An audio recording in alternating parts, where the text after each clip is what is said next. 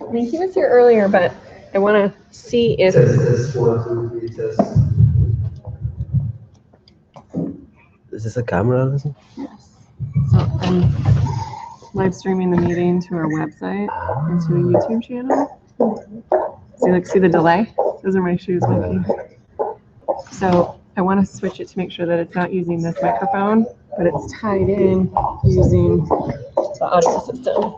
I mean, he was here earlier, but I want to see if it's not tied in. Okay. Oh, you know what? If I can have the microphone, I'll just. Yeah. Is this a camera? Yeah, would you talk? Perfect.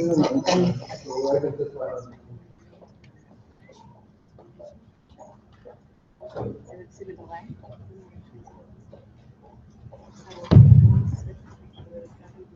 Ha, here we go. Does it work?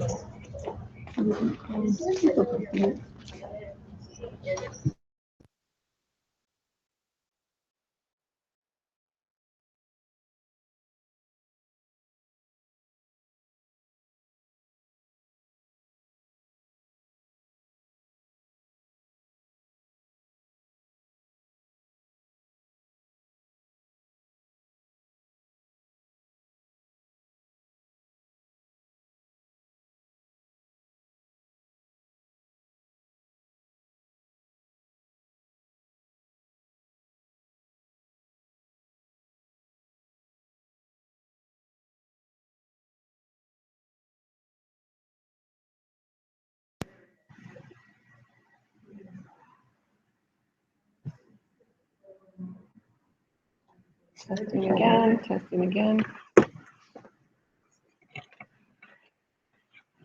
Testing. Oh yeah, there we go. Yes. Blah, blah. Oh my goodness, you're. I think it's working. Hi, good.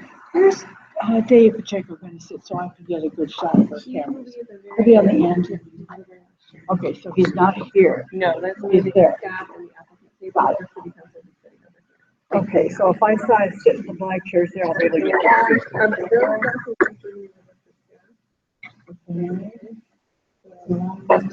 Oh yeah, there we go. no, just Blah, blah. so I need to get it over there.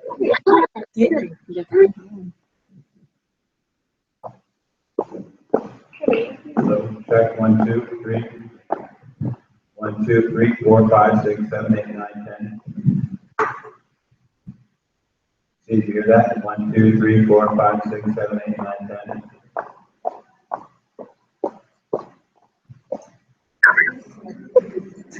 Blah, blah.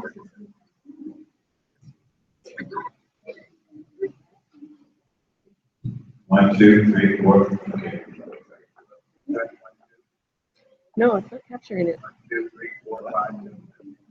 Well, when you were talking about this. I know. I think it was amplifying it so close to here, but when you're doing it over there, it's not capturing it.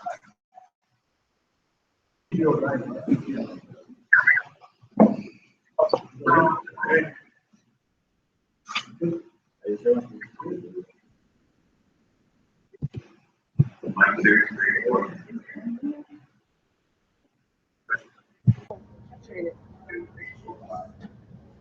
When you're talking about this. I know. I think it was amplifying it so close to here, but when you're doing it over there, it's not capturing it.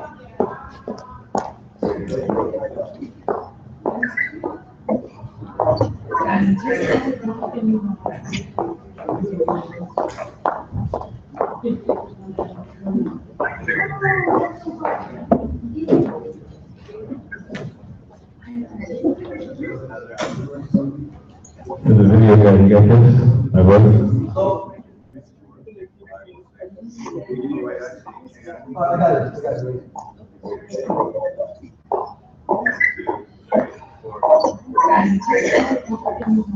Still not capturing it.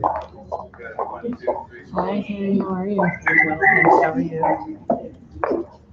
Trying to get the sound appropriate. You got Beth's Presentation. I have your presentation. I have Rita's Rita's from the last and time. Craig's. And Craig has. Does Craig have PowerPoint for his? Okay. And he sent me an email. I haven't been in the office since early this afternoon. Okay, he sent me an email about 5 and said attached is XYZ. And I called him back and I said,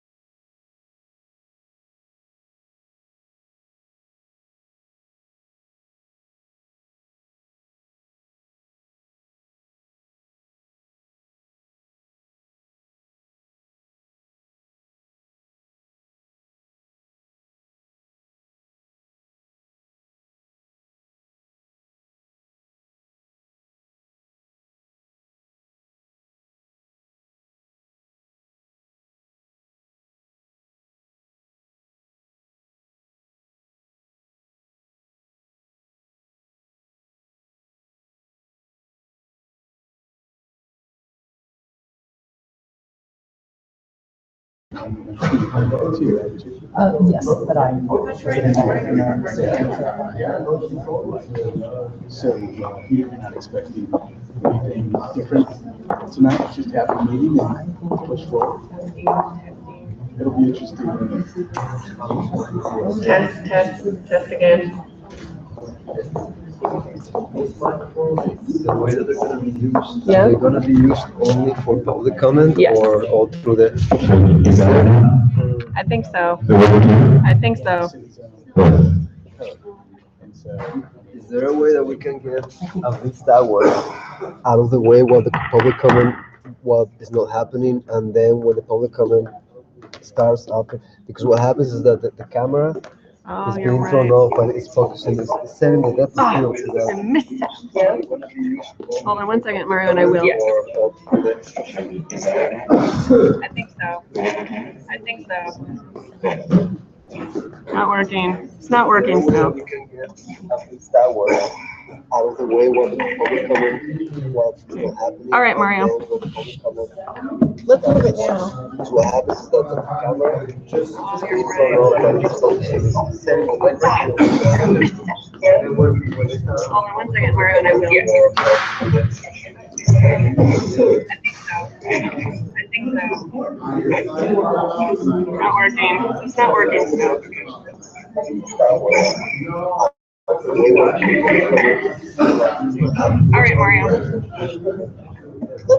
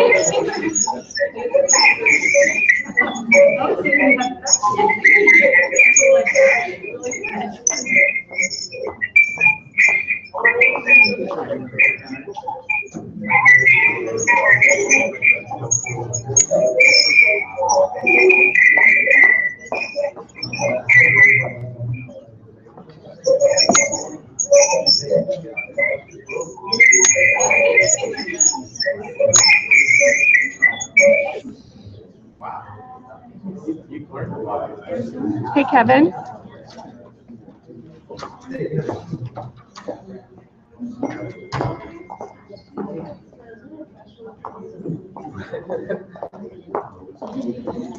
Listen to this audio feed, and I'm not sure like what is wrong with it. It's a microphone. It's the It's a microphone. microphone. Because I was standing next to those. It wasn't doing it when I was.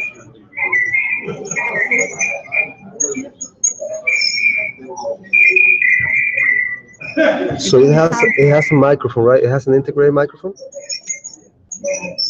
Let's just try something. Because I'm trying to turn off that microphone and integrate it into just this feed, but it doesn't seem like it's turning it off.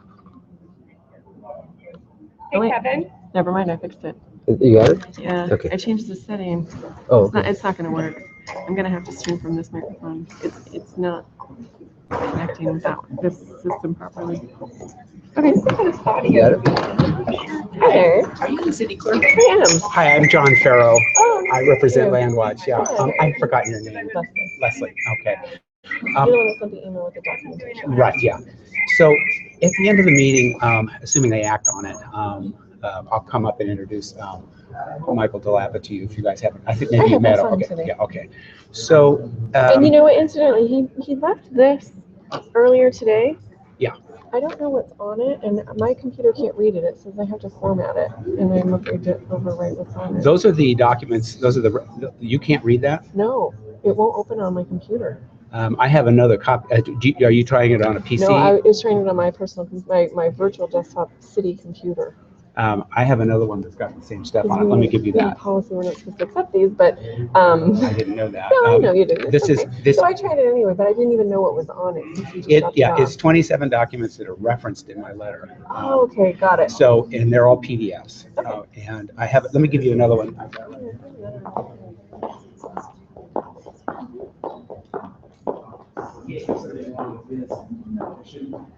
And this also has a document. Yeah,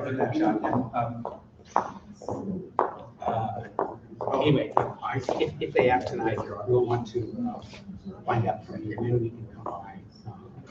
Get a tested copy of the resolution. So you don't plan on testing it?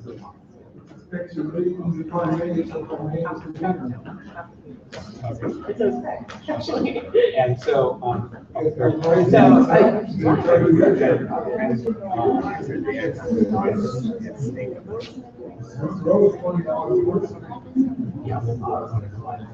we want to know is when do you expect, will that be on Monday?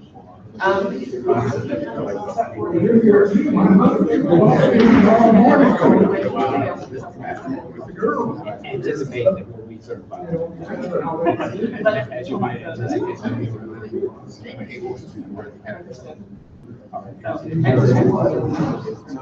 No problem. That's fine. Okay. Thank you.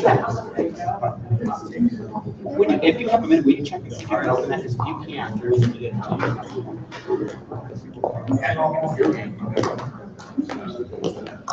digital board. So there I go. I would think.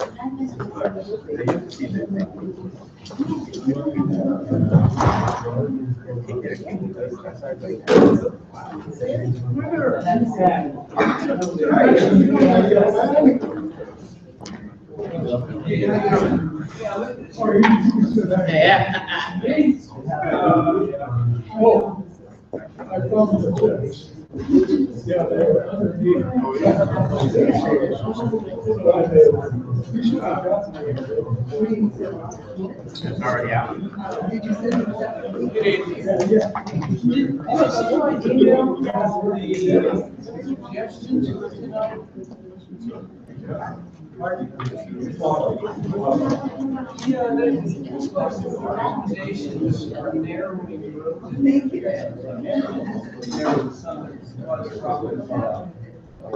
Yeah, I measured our street, which also has parking on different sides. It's actually narrower than I think.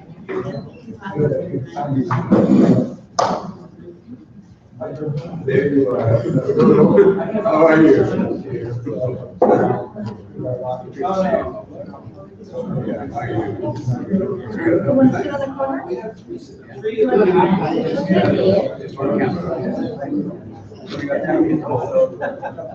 What's going on?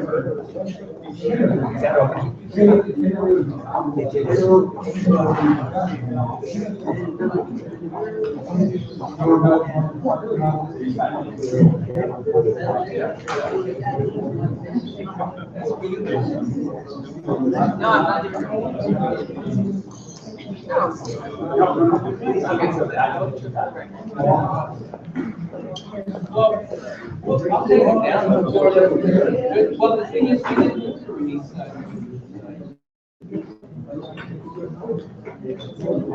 Not square.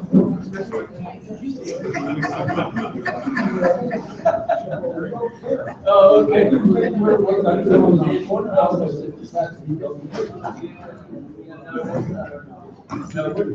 If you go up, you walk driveway, and you can pass no two-way.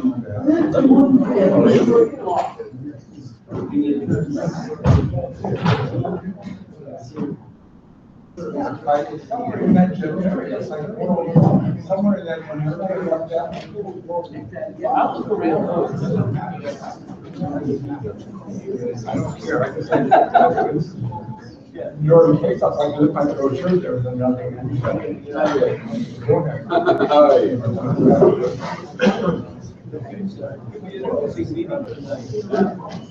I know. It was more people.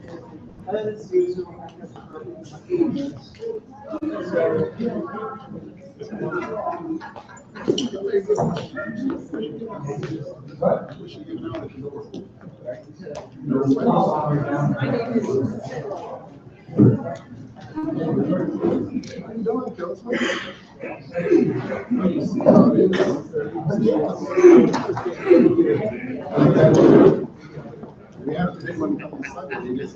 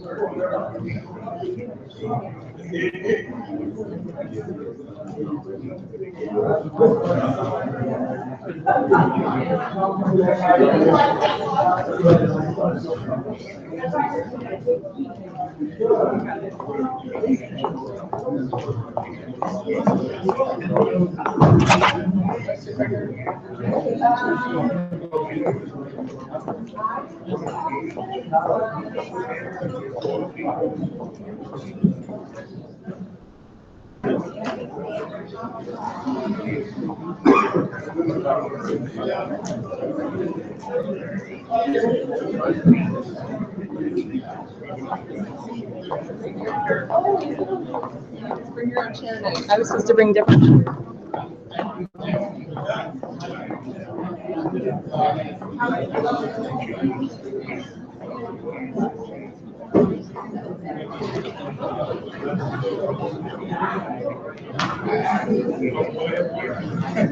Is that your chair?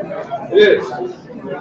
I have trouble typing in these chairs. It's too. That doesn't seem really fair, you know, that's the best chair in the house. Too fair to me. I'm trying to work. And a little bar.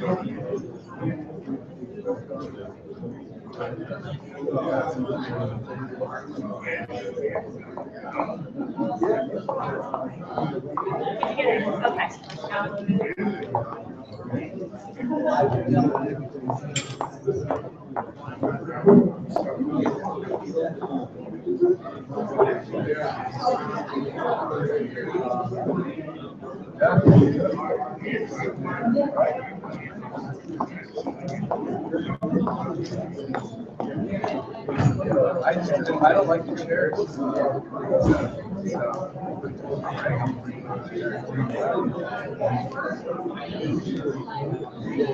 I know. I was thinking about that.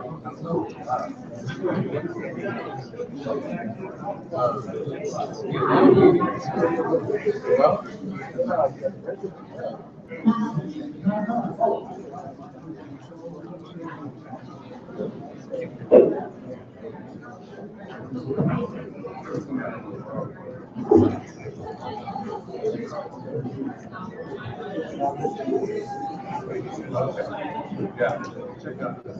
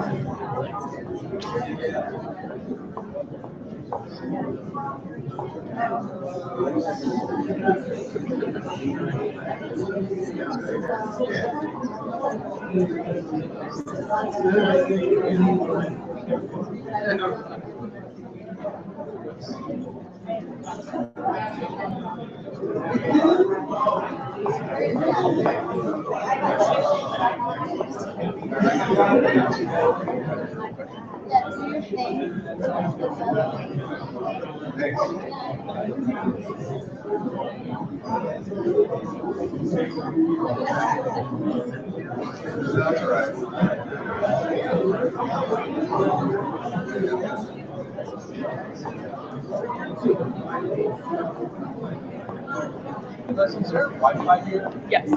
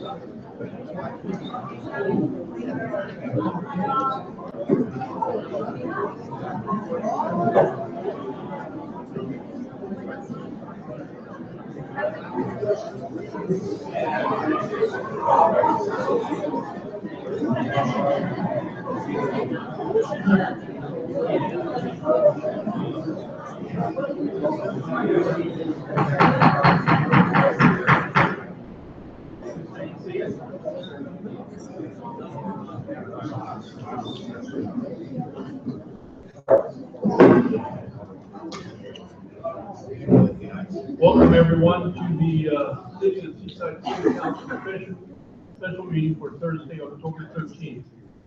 Can you hear me?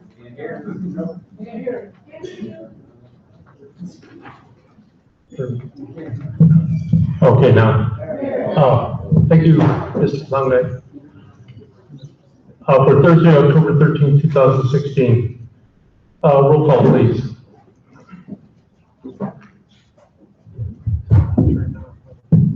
Yes. Councilmember Pacheco. Here. Councilmember Campbell. Here. Councilmember Alexander. Here. Mayor Pro Tem Oglesby. Here. And Mayor Rubio. Here.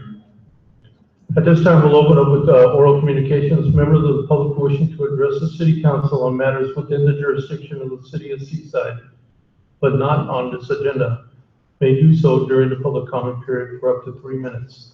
Public comments on specific agenda items are heard under that item. For the public record, please state your name.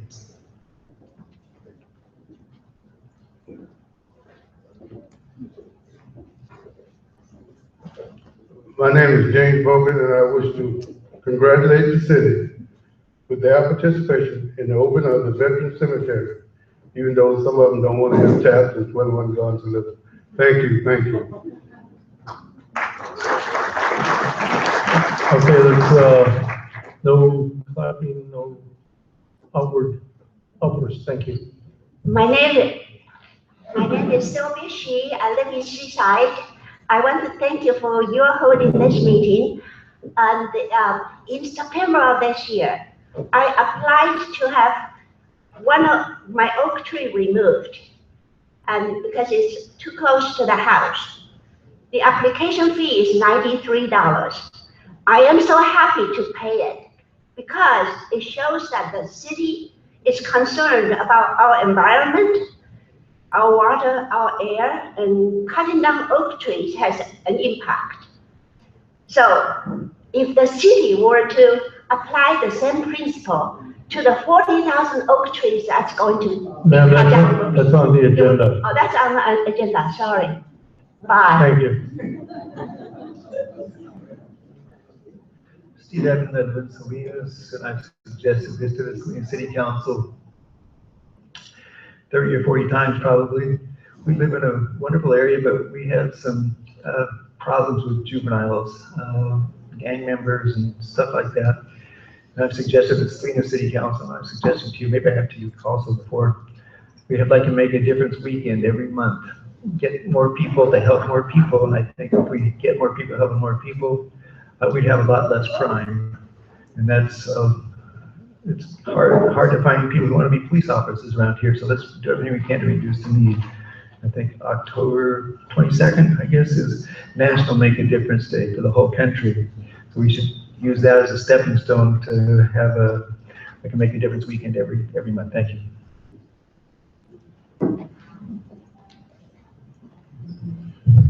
Dylan Shote, Seaside. Mr. Mayor, I want to congratulate you and thank you for representing our city at that Veterans Cemetery. Unfortunately, I was down here cooking for 350 people, and I can say to Mr. Bogan and all of that committee, That is a beautiful project on Fort Ord. You guys done a great job, and Seaside, you led that. Remember, that was led by the city of Seaside, that veteran cemetery, of putting it in there because you gave the land, you helped out, you did everything. Keep doing those good jobs. That was a wonderful project, and that we're gonna be proud. I'm sorry my dad passed away and we buried him somewhere else, but if he was here, he'd have been right up in there.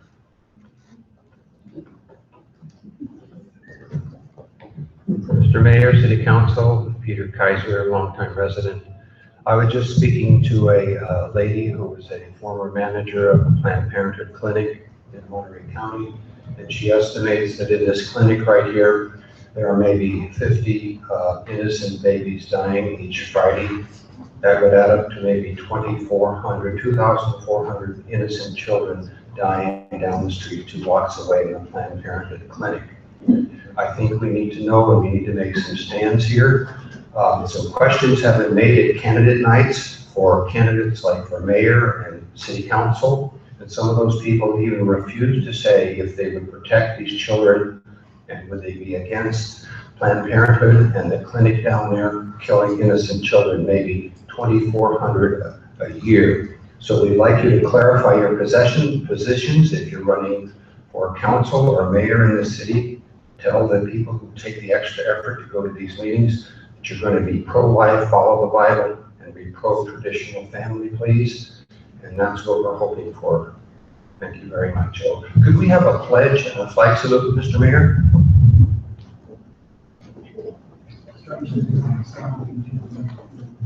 It's not on the agenda. Thank you. Good evening. I'm Miriam Smith, and I'm a resident of Seaside. I've been here all my life. I just want to say that, of course, I am, don't know if I can say this or not, but I'm opposed to the Monterey Downs project. I do have some serious concerns. And you can bring that up under the public hearing. This is the public comments on things not on the agenda. Okay, so let me bring then the Monterey Downs. I shouldn't have mentioned. I said I didn't know I could mention. But I just want to say I have some serious issues and concerns about the people that oppose the project. Most of the people that come and oppose the project are majority of them. That's still regarding the project. Oh, okay. Well, so just wait a few minutes and come back up and okay. I'll say it, please. Thank you. Is there any other public comment on items not on the agenda? Okay, we'll close public comment and bring it back to council. And Mayor. Mayor, if I may, I'd like to make a motion that we continue the public hearing part of this meeting until another time, which will allow you're out of order. Thank you. There's a procedural matter that has to be taking place first. Sorry. Yeah, Mr. Mayor, if I may, Mr. Freeman asked me to do this in his absence. And basically, this is an important hearing and he wants me to go over 2 issues, ex parte hearings and potential bias. So I'm going to read something and then it's up to the council if they want to do anything. The city council is about to sit in a quasi-judicial mode, meaning it will hear evidence at a hearing and decide what city laws apply and how. It's a bit like a court or a jury hearing a civil case and rendering a decision. Here, the matter is administrative in nature and requires that certain constitutional due process be applied by the city council. Due process simply means that the hearing must be fair and impartial. The decision must be made on evidence that is presented only at the hearing. The council members sitting as decision makers cannot rely on information obtained individually or privately. Only information, oral, visual, or written, put on the record can be used to decide the matter. 2 issues have been raised that should be addressed before the hearing begins. So-called ex parte contacts and potential impermissible bias of decision makers. The term ex parte contact refers to a member obtaining information from a source outside the notice and open hearing, whether that information is oral, written, or visual. For example, if a council member meets with a constituent outside of the hearing to discuss the subject matter of the hearing, that's an ex parte contact. Likewise, reading a letter from a constituent or reading a newspaper article might constitute an ex parte contact because the information in the writing was not something the rest of the public may have reviewed. Finally, if a member on their own visited a site that was an issue in the hearing, that too would constitute an ex parte contact. Remember, I said that hearings must be fair and impartial. Fairness includes a right for all parties and members of the public to receive the same information that the council receives, upon which it will base its decision. So all of the evidence that is used to form a collective decision is received by all the city council members, even if not at the same time and place. Only the evidence presented at the hearing, including the staff report, may be relied upon in making your decision. Using ex parte evidence can make it appear that the decision maker is not impartial, and it deprives others of their opportunity to challenge all of the information upon which the decision is ultimately made. While the best rule is to avoid any ex parte contacts prior to the hearing taking place, but when it does occur, how can we avoid the unfairness issue? The law requires that any contact made by a council member outside of the hearing be publicly disclosed before the meeting is opened and other information presented. The disclosure should include the date, time, and location of the communication, the identity of the person or persons initiating the communication or the person on whose behalf the communication was made, the identity of persons present at the time of communication, and the complete comprehensive description of the communication content and any documents received. This disclosure should be as complete, detailed, and as early in the process as is reasonable. The second issue relates to the requirement that decision makers be unbiased. This is not an absolute freedom from opinions, philosophies, or strong feelings, but a demonstration that impermissible bias does not exist. Obviously, one that has a personal or financial interest in the decision may not participate. However, if a probability of actual bias or strong risk of bias is demonstrated otherwise, disqualification is required. Simply meeting with constituents, even from those who have contributed to the members' campaign, does not automatically result in disqualification. A prior embroilment in the controversy or public statements demonstrating unfailing bias and an inability to listen to the facts of the matter and deliver an impartial decision results in disqualification. At a minimum, persons who have been involved in ex parte contacts or who have previously been involved in some manner with the project being heard should publicly declare their ability to only rely upon the facts in the record in making their decision, and regardless of personal feelings, make a fair and unbiased decision despite any prior conceptions or stated opposition or support for the project. A willingness to be intentionally fair and impartial in participating should be stated and followed. If you think you can't be fair and impartial, don't participate. It will only serve to invalidate the ultimate decision and invite a legal challenge to the proceeding. At this point, I'd ask if there's any questions, and are there any council members who at this time would need to disclose any ex parte contacts, meetings with others outside the meeting, or other possible impermissible bias? Thank you. Mr. Pacheco. If I heard correctly, I read numerous emails for the past 2 weeks or last month. I read the letters to the editor in the Weekly and the Herald. I attended a Sustainable Seaside information meeting regarding Monterey Downs about on Saturday. And that's pretty much it. And I don't think it biases my objectivity in the process. Thank you. Any others? Mr. Alexander. Mr. City Attorney, I just want to clarify, for ex parte contact, does request for meeting via email that were not acted upon That's not a meeting. You have to, there has to be some kind of a sharing of information that the rest of the public has not seen. Thank you.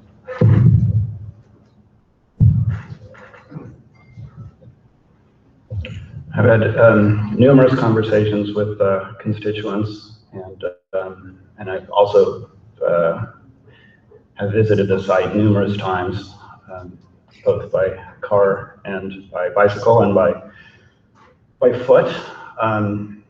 As far as getting information that was not unusually, that was I suppose secretive, but there was no such thing like that. I've read the same articles, same letters to the editors as anyone else has. And I have always maintained an open mind. I am willing to hear any positive thing for this project or any negative thing against the project. Thank you. No, I don't have any biases. My activity is open. I received the same emails that the rest of the council did. I opened some of them, not all of them, but they're in the packet tonight, so they're available to the public. I have no bias. I'm here to hear this impartially and make my decisions based on the facts presented. Thank you, Mr. Mayor. Okay, at this time, if our council for this project would chime in on some of the issues that were brought up in the letter. Thank you, Mr. Mayor. And the Members, appropriateness of this meeting. thank you, Mr. Mayor, members of the City Council. There were a couple of issues that were raised in advance of this meeting, calling into question whether certain notice requirements had been complied with. One of those was the change in location of the meeting from what was published as meeting location at City Hall to this location. The location was moved to accommodate the expected large number of attendees that wouldn't have been easily accommodated in the council chambers. In order to inform the public, staff made efforts to get out notice. The agenda was posted with this location. There was, I understand, an article published in the newspaper. And in addition, this evening, the mayor and the council started this meeting 15 minutes late so that anyone who showed up at City Hall had an opportunity to be directed by a staff person who was positioned at City Hall. So anyone who inadvertently went to City Hall would have been directed here and had an additional 15 minutes so they wouldn't miss the beginning of the meeting. The other issue that were raised related to the content of the notice and the timing that the notice was provided. Mailed notice was provided to interested parties. It was mailed out 8 days in advance of the meeting when the requirement, strictly speaking, is 10 days. Further, some of the notices did not specifically note the zone text and map amendment, which is one component that the council would be considering this evening. With respect to the zone text amendment and the zone map amendment, that again was noted on the agenda. It's discussed in the agenda packet. And that element of the project really is memorializing in the city's municipal code the regulations and substance that is incorporated into the specific plan itself, which was identified in the notice. So we believe that's a minor irregularity and wouldn't deceive or confuse anyone as to the topic to be discussed at this evening's meeting. In state planning and zoning law, there's a section, and it's Government Code Section 65010, subsection B, that relates to minor irregularities. And when there are minor irregularities, those aren't the basis to invalidate any decision under the planning and zoning law, unless a court finds that the error was prejudicial and that the party complaining or appealing suffered substantial injury from that error, and that a different result would have been probable if the error had not occurred. And there's no presumption that an error such as these is prejudicial or the injury was done, even if error is shown. In light of that, it's our conclusion that the city has substantially complied with the noticing requirements. that there isn't a risk of prejudice here, and that these minor irregularities would not preclude the city council from proceeding with considering this item this evening. I'm glad to answer any questions should you have any. Any questions for our council? Very good. We'll move on now to the public hearing. Is to conduct a public hearing regarding the Monterey Downs and Monterey Horse Park and Central Coast Veteran Cemetery project, and consider one, certification of the final subsequent environmental impact report, 2, amendment of the Seaside General Plan, adoption of the Monterey Downs and Monterey Horse Park and Central Coast Veteran Cemetery specific plan, and amendment of the Title 17 of the Seaside Municipal Code. In light of all the public that we have today here, I'm going to open the public hearing and start with public comment on this item.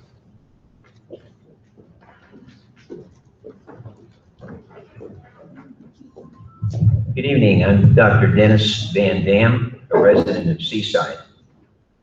I have several points to make, but I will not be lengthy. To summarize, Monterey Downs is a disaster. Seaside must not sell its soul to approve this project. It's been and will continue to be a colossal waste of time and money. It must be abandoned for at least 4 reasons: inadequate water, problems with noise, not just homeowners, but the students at Cal State Monterey Bay would be bothered, the traffic, and ripping out countless trees, which affect, in a good way, air pollution. The money to be made that the city thinks it's going to run off with is illusory. There are simply too many problems. The Monterey Weekly also highlighted the questionable ethics of its developer, Brian Boudreau. The money to be allocated by the city of Seaside would be better spent on developing our downtown, creating a Broadway Avenue center we can all be proud of. Why should only Monterey and Pacific Grove have a downtown ambiance, which we lack? Or we can hire more police officers. In conclusion, most Seaside residents, I believe, are against Monterey Downs, so I'll be darned if I know why we're going ahead with it. I think the council is wrong-headed in approving it. Thank you very much. Good evening, Mayor and members of the City Council. I just have a point of order. We have not yet received and considered the staff report and staff presentation, which is item 1 on tonight's agenda, or number 2, receive and consider the EIR consultant's presentation. The public hearing was supposed to be number 3, so there's an obvious question, what are we commenting on? There are certainly many changes proposed before you today that have not yet been presented. So I would suggest that perhaps we might want to hear what tonight's public hearing is all about. Thank you very much. Thank you.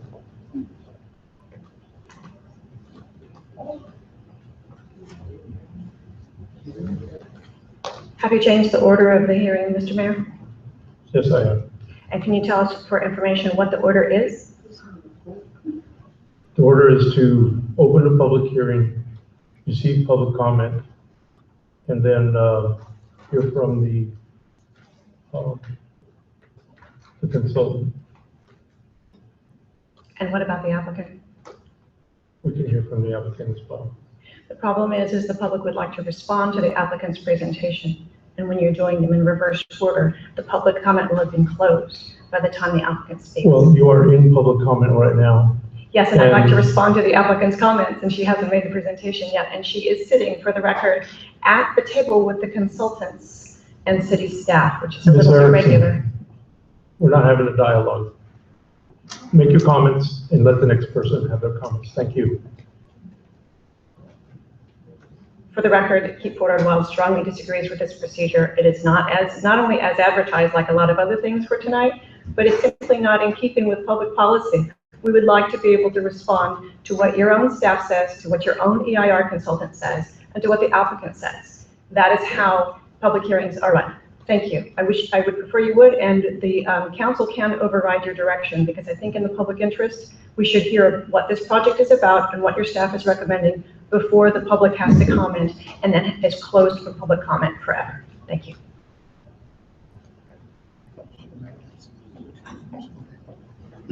Hi, Mayor and Council, I'm back again. I was trying to make one point in that when I cut down an oak tree, I applied. I paid $93. I'm happy to pay it because it shows that the city is concerned about our environment, the air and the water.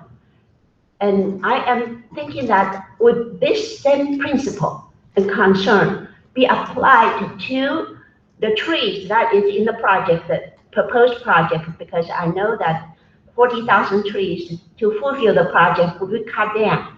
Now just think, if the developer have to apply for each of the trees, the city will have close to $4 million fees collected. But that is not a true point. I just hope that the project on the get-go has a lot of resistance from people who are concerned with the environment. And still it proceeds. It would take some courage for the council to change course, but it's always time to show your leadership, to show what you truly are concerned, because there are alternative projects that we can have. At each time, show your leadership, start conversation, and start other alternative projects. Thank you very much for listening. Thank you. Tom Mancini, Veteran Cemetery Advisory Committee. We did a pretty good job out there, didn't we?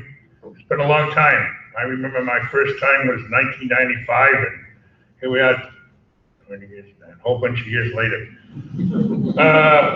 You'd be surprised how many meetings we had. And my only concern right tonight is the EIR. Hopefully we will pass the EIR, because if you pass the EIR, then it's possible the state may save some money in their EIR. And somebody will come up and explain that to you later.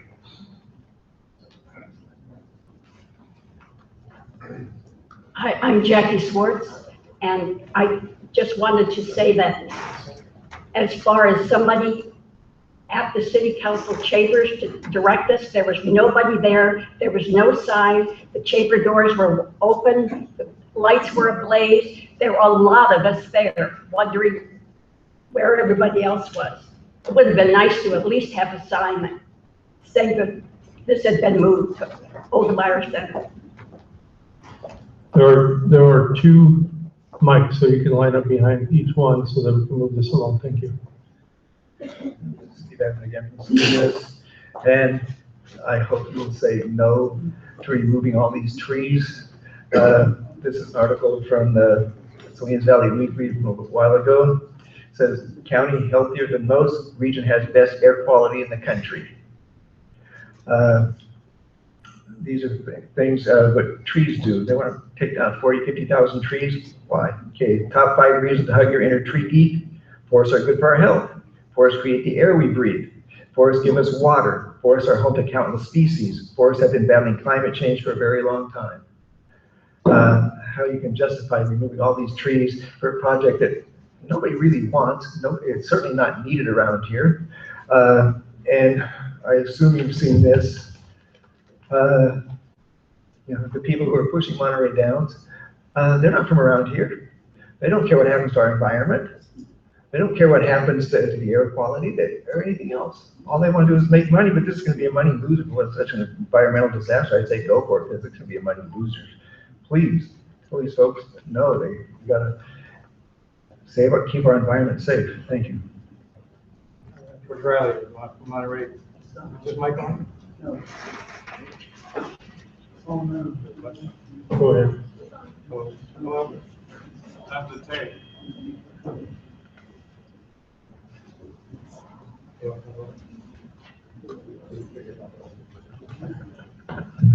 Okay, I'll start over here. I want to pursue the point of order earlier.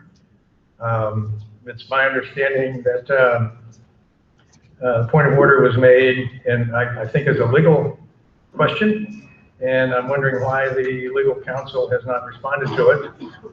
It seems to me that it is in reverse order, and the reason why it's important to hear the staff report is that a lot of people haven't heard anything about the staff report yet, And it's important that that be part of the public discussion, I think, or at least public reaction. My question, if you don't respond to the point of order, my question is, will the public hearing continue after the staff report so that there's still opportunity for comments on what they've heard, perhaps for the first time tonight? And those are questions to, the council, I think.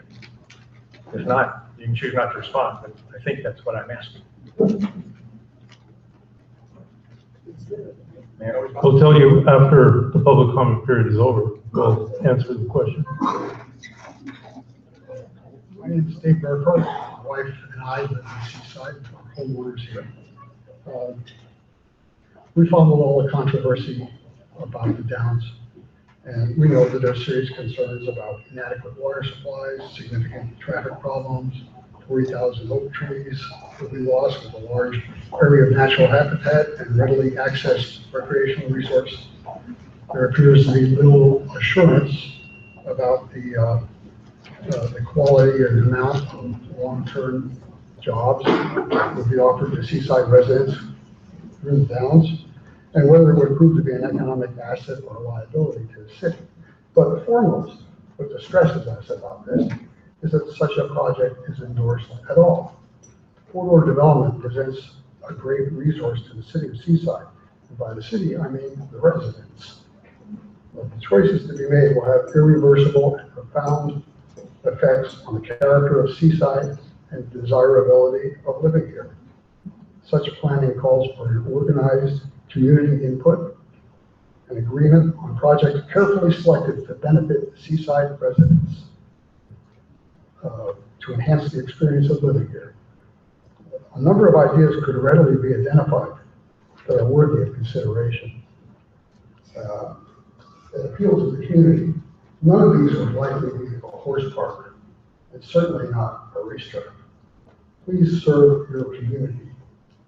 Be guided by the goal of bettering Seaside for its residents, not advancing the investment scheme of a developer wishing to take advantage of our resources to market to wealthy clients with a mega project ill-suited to Seaside. This project should not be advanced. What might be the motivation for doing so? If it gets past the council, it should be placed on a ballot for Seaside residents. Thank you. I think I go, oh, good, it works. So I want to share some concerns that have been bothering me for a while. Having to do with this project after seeing some 30-odd young people come up and speak the last time I was here. And I want to say that most of the people that come out and oppose the project are not the majority of Seaside. And many of whom are retired. Many of whom are, don't live here. And I'm concerned because, Seaside is a young city. And we have to consider our youth, and many of them have been locked out and not included. The majority of Seaside is not included. And we can look around the room tonight and see that. So I understand that some of the youth, I had to leave early the last time I was here, and I understand that some of the youth were badgered and harassed. And I'm very disappointed with that by some of us, some of the people that oppose Monterey Down. And I don't want to be a part of that. And I want to say that I live next door to two of them, and I live around many of them. And I just want to say that we need to seriously get into the community and seriously look at the majority of the people in the community and deal with them, because we should not have, and tonight I also learned that one of the young people was 14 that was seriously badgered. And I'm just saying, I'm expressing how disappointed I am, because the people that are so against it don't even represent the majority of the people in this city, and should not be harassing children that come up and speak against it. We should be able to respect other people's opinions, how they feel, and it's only fair. How dare you? You have no right This community is the majority of color. This community is the majority of people 35 and under. And whatever the majority wants, that's what must happen. Good evening, Mr. Mayor and City Council. My name is Paul Farmer. I'm the CEO of the Salinas Valley Chamber of Commerce. Even though I'm speaking to you as an individual, I represent the nearly 700 members of the chamber, mostly businesses, but also some nonprofit organizations and others. Almost all of them are residents of Monterey County, and some of them reside here and work here in Seaside. The chamber's in support of the Monterey Downs project. We think that when Fort Ord closed down so many decades ago, there were many stakeholders came together and said that 70% of that land should be left as it is, natural for people for hiking and things like that. But 30% of that land should have gone to economic development to help replace the economic impact of losing all of those dollars. What have we gotten out of that 30% in 20 plus years? I think we can all agree that Cal State Monterey Bay has, for the most part, been very wonderful. But outside of that, we've had precious little. And we need to have jobs here. We need to do things. Yes, there are always challenges in order to grow and to do different things. But if we want to have livelihood for our economy and for the students who go to school here, we need to sometimes say yes to things.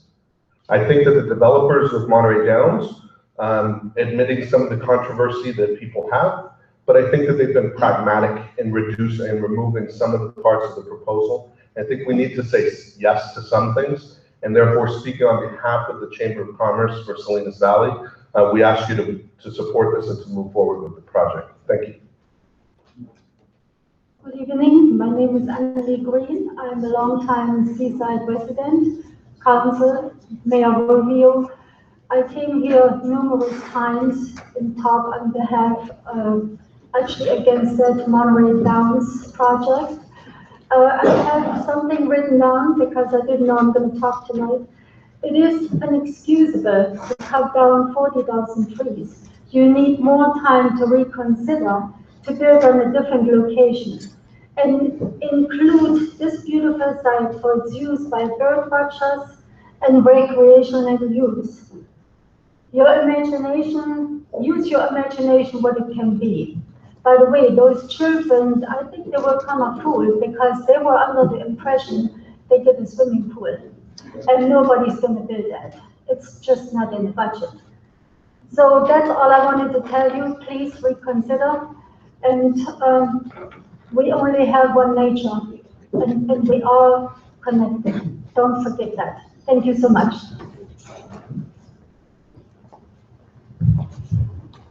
Mayor and Council, this is okay. Sue Hawthorne, Seaside. I try really hard not to repeat myself. I've been speaking on this topic now for many, many years. I apologize for not having it memorized tonight, but I ran out of time. The SEQA requirement was written into law so that cities can protect themselves and their citizens against damaging development. Now, under the theory that you can't make an omelet without breaking eggs, any development is going to carry some environmental risk. The Monterey Downs EIR that is under consideration now spells out in unbiased detail exactly and the extent of the environmental damage that you can expect if this project is approved. This would allow you to weigh the costs against the potential benefits of the project. One of your own planning commissioners said that Monterey Downs is putting all of Seaside's eggs into one basket, to which I would add, and we're planning to scramble them with a bulldozer.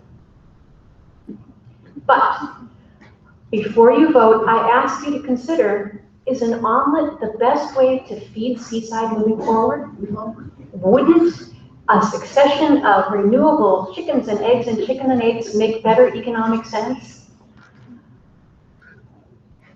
We have seen the financial reports, and the numbers are not that good. Even Mayor Rubio admits as much. At a mayor's forum at the press club on Monday, he was one of only 4 mayoral candidates who had anything favorable to say about this project at all. And he concluded his remarks with, And isn't a small gain better than none? I say no, not if it's in exchange for unavoidable damage that you know in advance cannot be mitigated. Not if it goes against the best interest of your citizens and the citizens of your region. And not if it blocks you from the opportunity of doing something better with this land. Monterey Downs, with or without the racetrack, is not going to be a money earner for Seaside. It's not designed to make Seaside money. So I'm going to mix my metaphors a little bit now, because in my feeling, based on everything you have heard and known and read, if you go ahead and certify this EIR and approve this project, it's not going to be like amputating a leg to save a life, necessary but regrettable. It's going to be more like cutting off your nose to spite your face. So I've been trying to reason with you. Now I'm begging. Gentlemen, please, put down the paring knife. Spit out the Kool-Aid, step away from the ledge, don't eat the apple. Be courageous, say no while the decision is still yours. Thank you. Mr. Mayor, members of the council, my name is Mike Salerno from Keep Fort Ord Wild. I would also like to make a point of order. The public hearing was number 3 on the agenda tonight after what were supposed to be 2 presentations, one by staff, one by the EIR consultant. Having comment now assumes everyone in the room has a level of familiarity with the project. That may not be the case. Having read the staff report myself, I know there's numerous changes that are going to be introduced tonight. So there's no way anyone from the public could comment on those because we haven't seen them. So again, I request that we reorder this and follow up with a question, same as Mr. Riley's, are we going to have a chance to comment on those presentations and those changes later? Thank you. Evening, my name is Sabrina Miller. Later on, the California horse parks will be addressed, so I just wanted to talk about the nationwide ones. Horse parks are expanding all over the nation. In fact, over half the states have horse parks and some are funded by the state. Colorado Horse Park generates $15 million for the local economy. Mark Bellissimo, owner of the Tryon, North Carolina International Equestrian Center and Palm Beach International Equestrian Center in Wellington, Florida, just purchased the Colorado Horse Park. Why? The other 2 are generating revenue hand over fist, and Mr. Bellissimo is expanding. He's planning to bid for the World Equestrian Games in 2018. The Kentucky Horse Park held the World Equestrian Games in 2010 and brought $201.5 million into the community in 14 days. The Horse Park generates $251 million annually. The Palm Beach Equestrian Center generates $50 to $80 million annually, and the Carolina Horse Park generates $13 million annually. That's not chicken scratch. Thanks. Hi, Eric Dahlstrom. I'd like to thank everybody who has been coming to these meetings and has expressed their concerns, because I think a lot of them have been addressed in the EIR. And I think a lot of the people that are expressing concern over cutting down the trees haven't really read the EIR, and that those trees are going to be replaced tree for tree. And also that the EIR assumes the worst case scenario, that we cut down every single tree. I can guarantee you it costs money to cut down a tree. If cutting down a tree is avoidable, I'm sure it would be, because that's money the developer doesn't have to spend to cut it down and then replace it again. And I think that there's been a lot of time and effort spent on coming up with this project, and I think it's a wonderful project. And as the last speaker stated, I don't think I can come up with any better numbers than what she said, that it is going to be a great economic boon for your community. And then I heard a lot of other people saying, oh, there's people coming from outside the community to influence this. I kind of think that's the point, is that outside the community, that this is a tourist attraction that brings people from outside the community and they spend their money here. Thank you. Hi, my name is Clementine Bonartline. I'm a resident of Seaside, and he brought up something I wanted to talk about too, which is, are these people from outside our community we're trying to serve, or the residents of Seaside that we're trying to serve?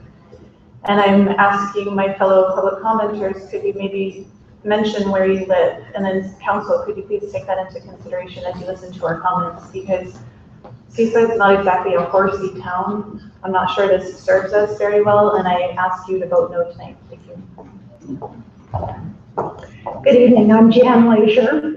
I'm the founder of MontereyRentals.com. We are a consortium of residential property managers responsible for the rental of over 500 residences in Monterey County. We're particularly interested in the housing component of the Monterey Downs project because when the 7th Infantry Division left Fort Ord, the rental housing market, which had been a landlord's market for many, many years, suddenly shifted in favor of the tenants. The military residents who left Monterey County caused rents to soften and housing to become readily available. But that market was very short-lived. Those vacancies filled up quickly, and pretty soon rents stabilized. Recently, rents in Monterey County, as in most cities in the rest of the country, have begun to escalate due to a shortage of housing. We are concerned that on any given day, we have about 15 to 20 vacancies in our office, and we have about 3 to 4 times that many people in our offices who are looking for housing. We're thrilled that the Monterey Downs project will provide much needed housing for local residents at a variety of price points, and this is something that's desperately needed. So I urge you to consider that among the many benefits of the Monterey Downs project, this is one of the most important. I would like to urge you to certify the EIR to approve the general plan amendment, to adopt a specific plan, and to approve an amendment to Title 17. Thank you very much. Okay, hold on for 1 minute. Legal counsel. Thank you, Mr. Mayor.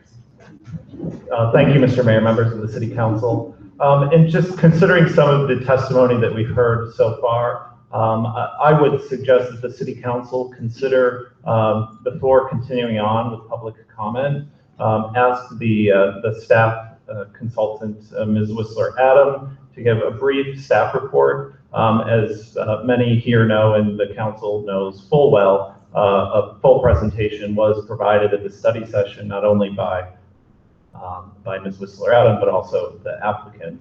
So, just to make sure everyone in the audience has the benefit of an overview of the project that Ms. Whistler-Adam and then the applicant could present, I would suggest that we do that and then continue on with public comment. They would then have the ability to address anything they hear from the, I think, abridged presentations from, again, staff and the applicant. Ms. Whistler, can you provide us with any of the substantive changes that have occurred since the last meeting? Substantive, Carrie Whistler-Adam, contract staff planner for the city of Seaside.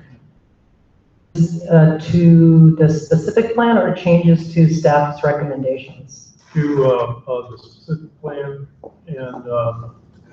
and then I want to hear some of the responses from the questions from the last meeting, and any pertinent comment that was received that our EIR consultant can address. And Mr. Mayor, my suggestion, I think in the interest of time, if we could hear from Ms. Whistler-Adams again on the substance of the project, and then the applicant on their presentation, I think at that point it might make sense to then continue on with the public comment, and then the EIR consultant would be able to hear the additional public comment and perhaps be in a position to address what we hear throughout the evening. Okay. Just for your consideration. Okay, that's what we'll do. So we'll pick up public comment in just a few minutes. Thank you. Okay, well, let me give you just the people here a brief overview of the project. The project is partially located in the city of Seaside and partially located in unincorporated Monterey County.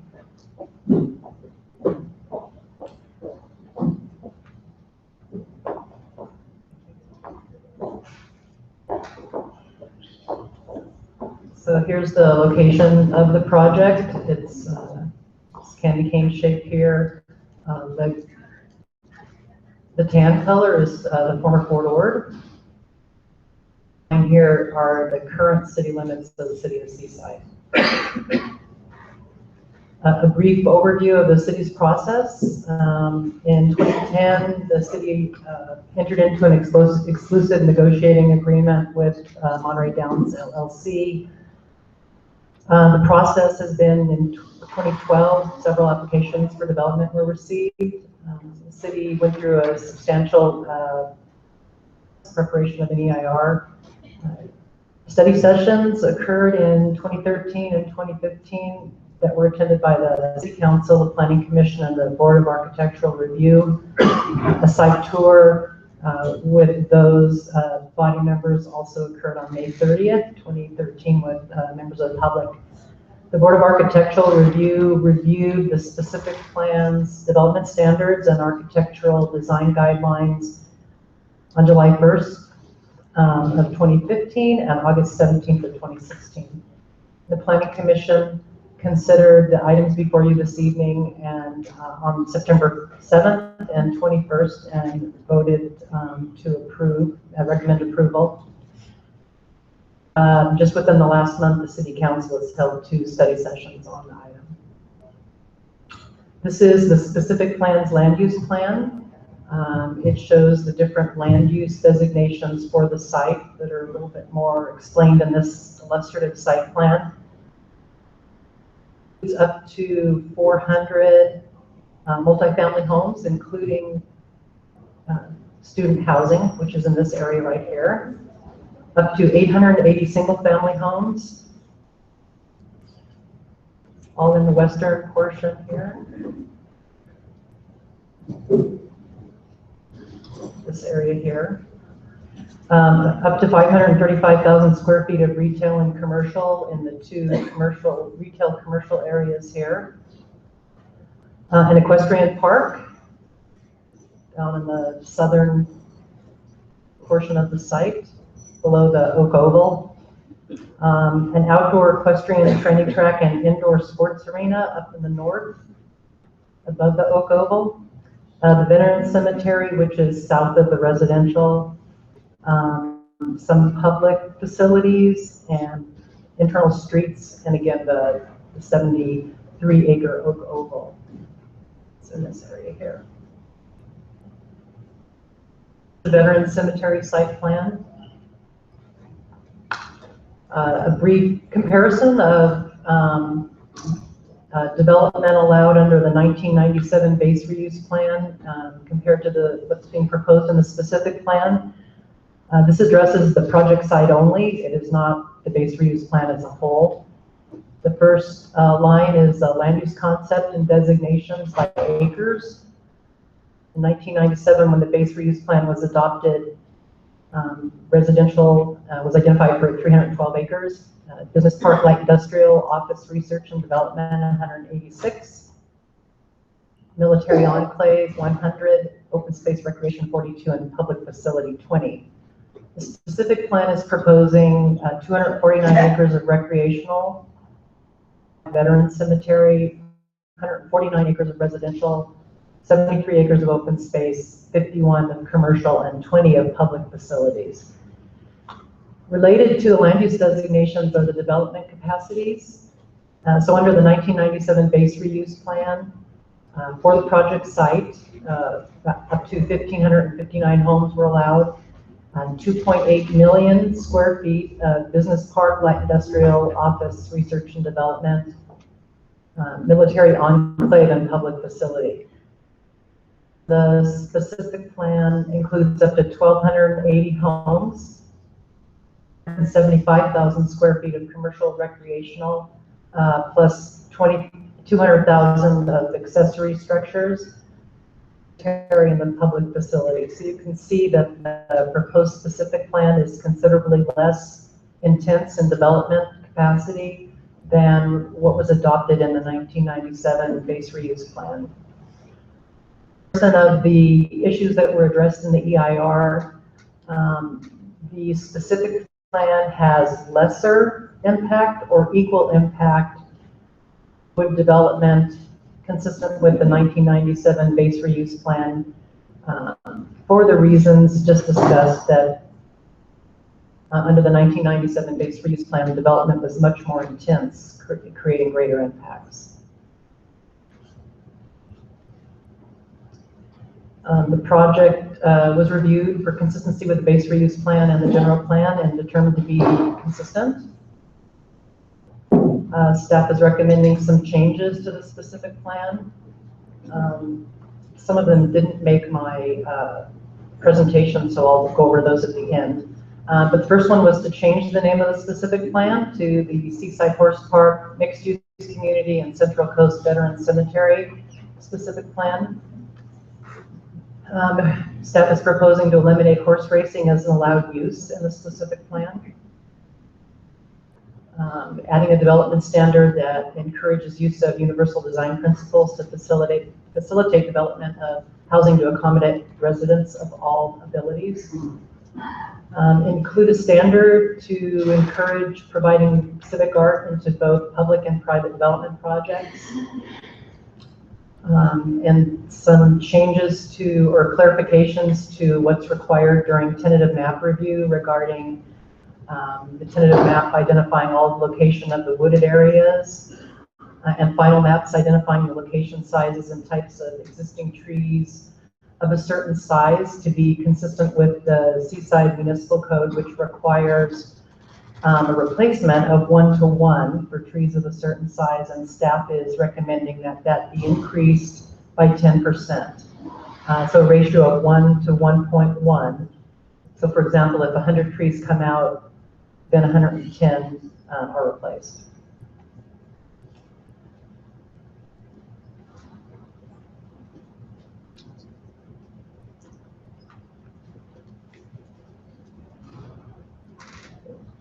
So some additional recommendations are to require that the equestrian training track infield be designed to accommodate athletic fields for community youth organizations.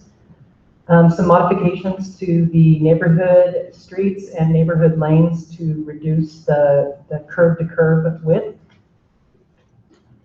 To require the final development plans to include a trail from 8th and Giggling to connect to the Fort Ord recreational habitat area lands, and which connect to the Fort Ord National Monument. And requiring, prior to processing any development application, that the subdivider establish a homeowners association, community facilities district, community revitalization and investment authority, or similar funding mechanism to ensure ongoing maintenance of all landscape features, trails, passive and active open space, and related facilities. The Board of Architectural Review also had some recommended changes to the specific plan.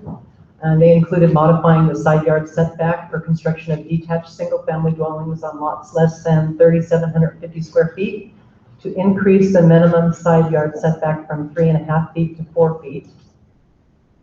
To modify the building separation between buildings to increase the minimum separation from 7 feet to 8 feet and 10 feet on alternating lots. Also including language to ensure privacy is maintained between adjoining two-story dwellings on the smaller lots to offset the second-story windows to avoid having second-story windows directly facing each other. And that courtyard residential building height should not exceed 2 stories when located adjacent to detached single-family neighborhoods. Also to include a requirement for the submittal of cross-sections as a design detail to provide perspective of the street contours and grading patterns between adjoining blocks. I also wanted opportunities for the placement of solar energy products and installation of wind protection barriers, that they should be considered in the urban design process for each development phase. So the general plan amendment, which is required if the city council chooses to adopt the specific plan, the general plan amendment is required, and that would include amending the general plan maps to include the project site, as well as text to describe the allowed uses and the intensity of development for the site. This is a picture of what the general plan land use policy map amended would be. You can see the project site in dark purple. The zoning code amendment also would be required if the council decides to adopt a specific plan. It would require an amendment to the zoning ordinance map and text amendments to the zoning code. Like the general plan map, this is what the zoning map amendment would look like.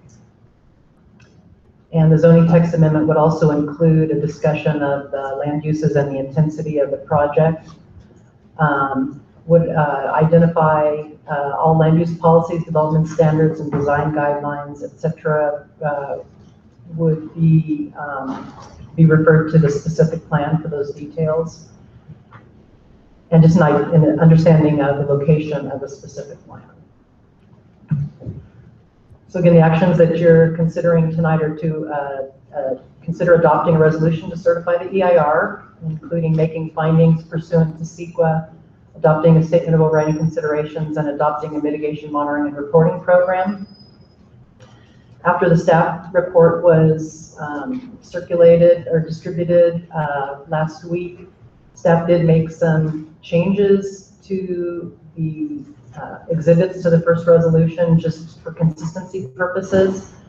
There were some modifications to the mitigation measures. There were clarification changes, and we had to make those same changes in the findings as well as the mitigation monitoring program. The second item to consider is adopting a resolution approving the general plan amendment. Third is adopting the specific plan, which is required to be done by ordinance. Will require a second reading if it is approved. And to amend the zoning ordinance, which would also need to be done by ordinance. One of the questions at the last meeting from one of the council members was an understanding of what other actions would need to occur if the city council chose to move forward with this. The city council would also need to consider at a future date amending the city's sphere of influence, and that does require an agreement with the County of Monterey regarding land disposition and water allocation. They'd also have to approve annexation and pre-zoning, which requires a tax sharing agreement with the County of Monterey. A development and disposition agreement with the applicant. Master tentative map, investing tentative map approvals would also come later. Actions required of other agencies. Assuming the city council moves forward with all of these actions, the Fort Ord Reuse Authority would need to determine whether the project is consistent with the Fort Ord Reuse Plan. County of Monterey, as discussed in the previous slide, would need to enter into a pre-sphere of influence agreement and a tax sharing agreement with the city of Seaside. And then finally, Monterey County LAFCO would need to consider and approve the sphere of influence and annexation applications. So these are all of the actions that would be required of other agencies should the city decide to move forward. And then implementation of the specific plan would require property transfer from Fora and Monterey County to the city of Seaside and then on to the developers. At which time then the city could entertain development applications, which would be submitted and reviewed under the city's procedures. And that's it for my presentation. I'd be happy to answer any questions the city council might have. Let's move on to the applicant's presentation. Then we'll hear from the public.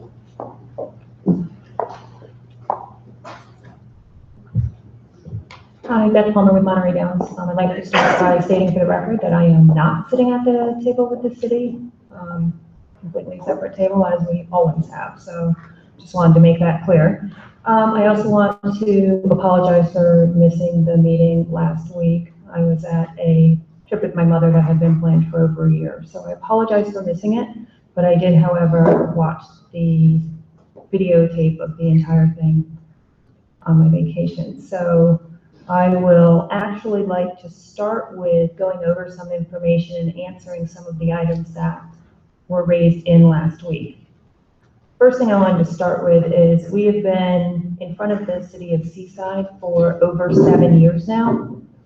We have met with, this is a partial list over the years, we've met with many, many groups, we've done the presentation, we've taken input, and so this certainly isn't a rushed project. It isn't any time that people are just seeing this. We have been here, we started in 2008 with the county, we've been with Seaside starting in 2009, so we are 7 years in on this project. So looking at some of the items that were brought up, I wanted to start with the land swap agreement. Although 5 agencies signed the land swap agreement, not all were involved in the same issues. I think it's important to note that the Army, BLM, and MPC involved the ownership of the Mount property. So the Mount is a piece of property that BLM had claims to. The Army was going to transfer it to them. MPC wanted it. And their part of the land swap agreement was for BLM to give up their claim to the Mount, MPC to take it, and for the Army to agree to transfer it to MPC instead of BLM. So their issues did not involve any zoning of property for residential or anything else. In the overview of the land swap agreement, it states that it is being done to resolve the land use conflicts posed by competing requests in the East Garrison area and is an exchange of uses between the Parker Flats and East Garrison areas. An important thing to note, and the question was, does removing residential therefore make it inappropriate to have residential here? If we look at the, I'm sorry, it's hard to see with the lights on, but if we look at the Monterey County's adopted general plan from October 26, 2010, it actually has a section in the Port Orford Master Plan that says Residential Recreation Center District, Parker Flats, and it talks about having residential, and it says explained earlier, the land swap agreement modified the allowed uses in this district, and it goes on to say that they will have, any new development will be done by specific plan, and they put some criteria in what they would like to see in the specific plan. Important to that is they talk about residential, they talk about integrating complementary uses, allowing everyday needs to be met, close to housing. They talk about providing public spaces for community activities and recreation. They talk about what they want in patterns with neighborhoods. And they also say, consider providing centralized equestrian facilities as amenities for the new neighborhoods to take advantage of the trails within the adjacent BLM lands. This is the adopted county general plan from 2010. So clearly it was not their intention to remove residential at any point. It wasn't prohibited. They were doing an exchange of uses because there were some conflicting requests at that time and at that time only. Soft water, augmented water. There seems to be some confusion over what augmented water is and when it comes into play on former Port Orford. Augmented water is any type of water over and above the 6,600 acre-feet per year of groundwater. Augmented water can be potable, such as desalinated water, or it can be non-potable, such as recycled. So it isn't one or the other, and it can come into play at any time.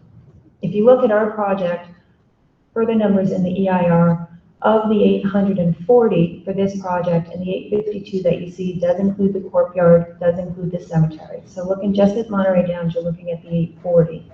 Of that, 542.8 is potable, and the rest is potential non-potable. Under CEQA, because the recycled water project and the non-potable is not available yet, when they look at the water availability and what we have, they have to consider only what's in place now, which is potable. So even though some of those uses don't require potable and can be non-potable, you only have potable water right now to consider. And so that's why when you break it into phases, you only have water for the first 3 phases because you have to use potable now because the non-potable is not available. If recycled water becomes available, you can look at it, you take off the non-potable demand and look just at the 542. Right now, you have 366.4 for the first 4 phases, which means right now you have 4+ phases that you actually would have water for on potable if recycled water was available. If you look at your potable at 542 with 412 available, it puts the shortage at 129. So we have the recycled pipeline going into place now. In July of this year, FORA voted to commit $6 million toward that pipeline. They are showing a demand of being able to transport 1,427 acre-feet of recycled water. And so a portion of that would be available to this project. So our EIR shows a water demand of 840, up to of which 297 can be recycled water, which brings the potable demand down to about 543. But we need to look at that 543 number as well. When you look at the the demand assessment, the WSA, Marina Coast Water District took a very conservative approach when they came up with that number. They had looked at historical, they had looked at the 2010 Green Building Code, and they determined that the acre-feet per year should be 0.23 for each single-family residence, and that was what the number they used in the WSA. In the WSA supplement, Diamond West Engineering looked at not only the 2010 Green Building Code, but they also looked at the water efficient appliances requirements, Marina Coast Water District conservation requirements, the 2009 California Model Water Efficient Landscaping Ordinance. They looked at all of these state regulations in addition to the 2010 Building Code, which actually reduced from 0.23 to 0.17. It's a reduction of the overall water usage of 35% usage down to 712.3. And that is in the WSA supplement. The EIR, however, stuck with Marina Coast Water District calculations because they were the most conservative, and so that's what the EIR looks at. But since that time, in 2015, Marina Coast Water District updated its urban water management plan. And the actual usage of the ORD community was 227.1 acre-feet per year for each of the 1,334 customers within the ORD community. Doing the math on that, of 227.1 divided by that 1,334, comes out to 0.17 acre-feet per year for each house. That is the actual usage on the ORD community. This is per Marina Coast Water District 2015 Urban Water Management Plan. So that confirms the numbers that were prepared by Diamond West, which actually supports a water demand of 712.3. Now, it's important to understand that the state of California has a 2020 goal of reducing water usage in this area down to 117 gallons per day per capita. And the regulations that they have in place, the ones that Diamond West had started to consider in coming up with their numbers, were all put in as a way to reach that 2020 goal. But they haven't met that goal, and between now and 2020, they're going to continue to add regulations to meet that goal. So if you look at the 2020 goal, and we are at the end of 2016, probably will not be building before 2020, those are going to be in place.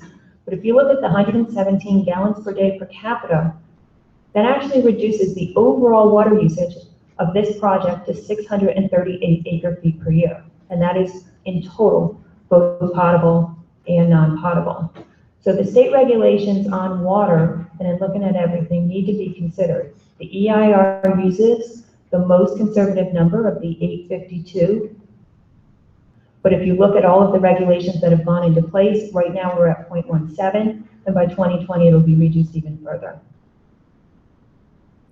In addition, as the fail-safe, as I've discussed previously, when you final a recorded map, a condition of that map is actually to produce the will serve letter.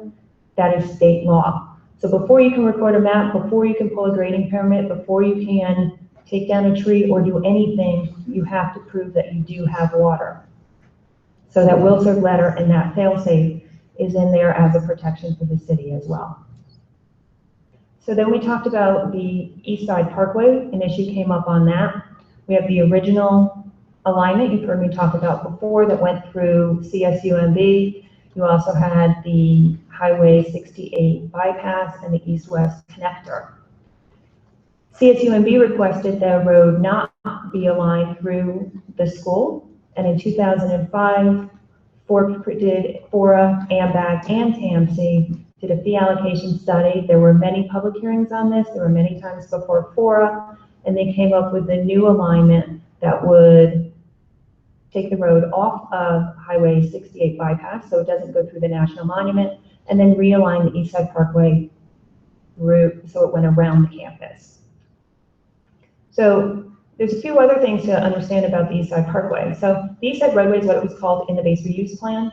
The important thing on that is it's now called the East Side Parkway only because in 2009, the county made a change to Fora. They asked for the name to be changed. They didn't change the design. They didn't change anything with the road. They changed the name. They asked it to go from East Side Roadway to East Side Parkway.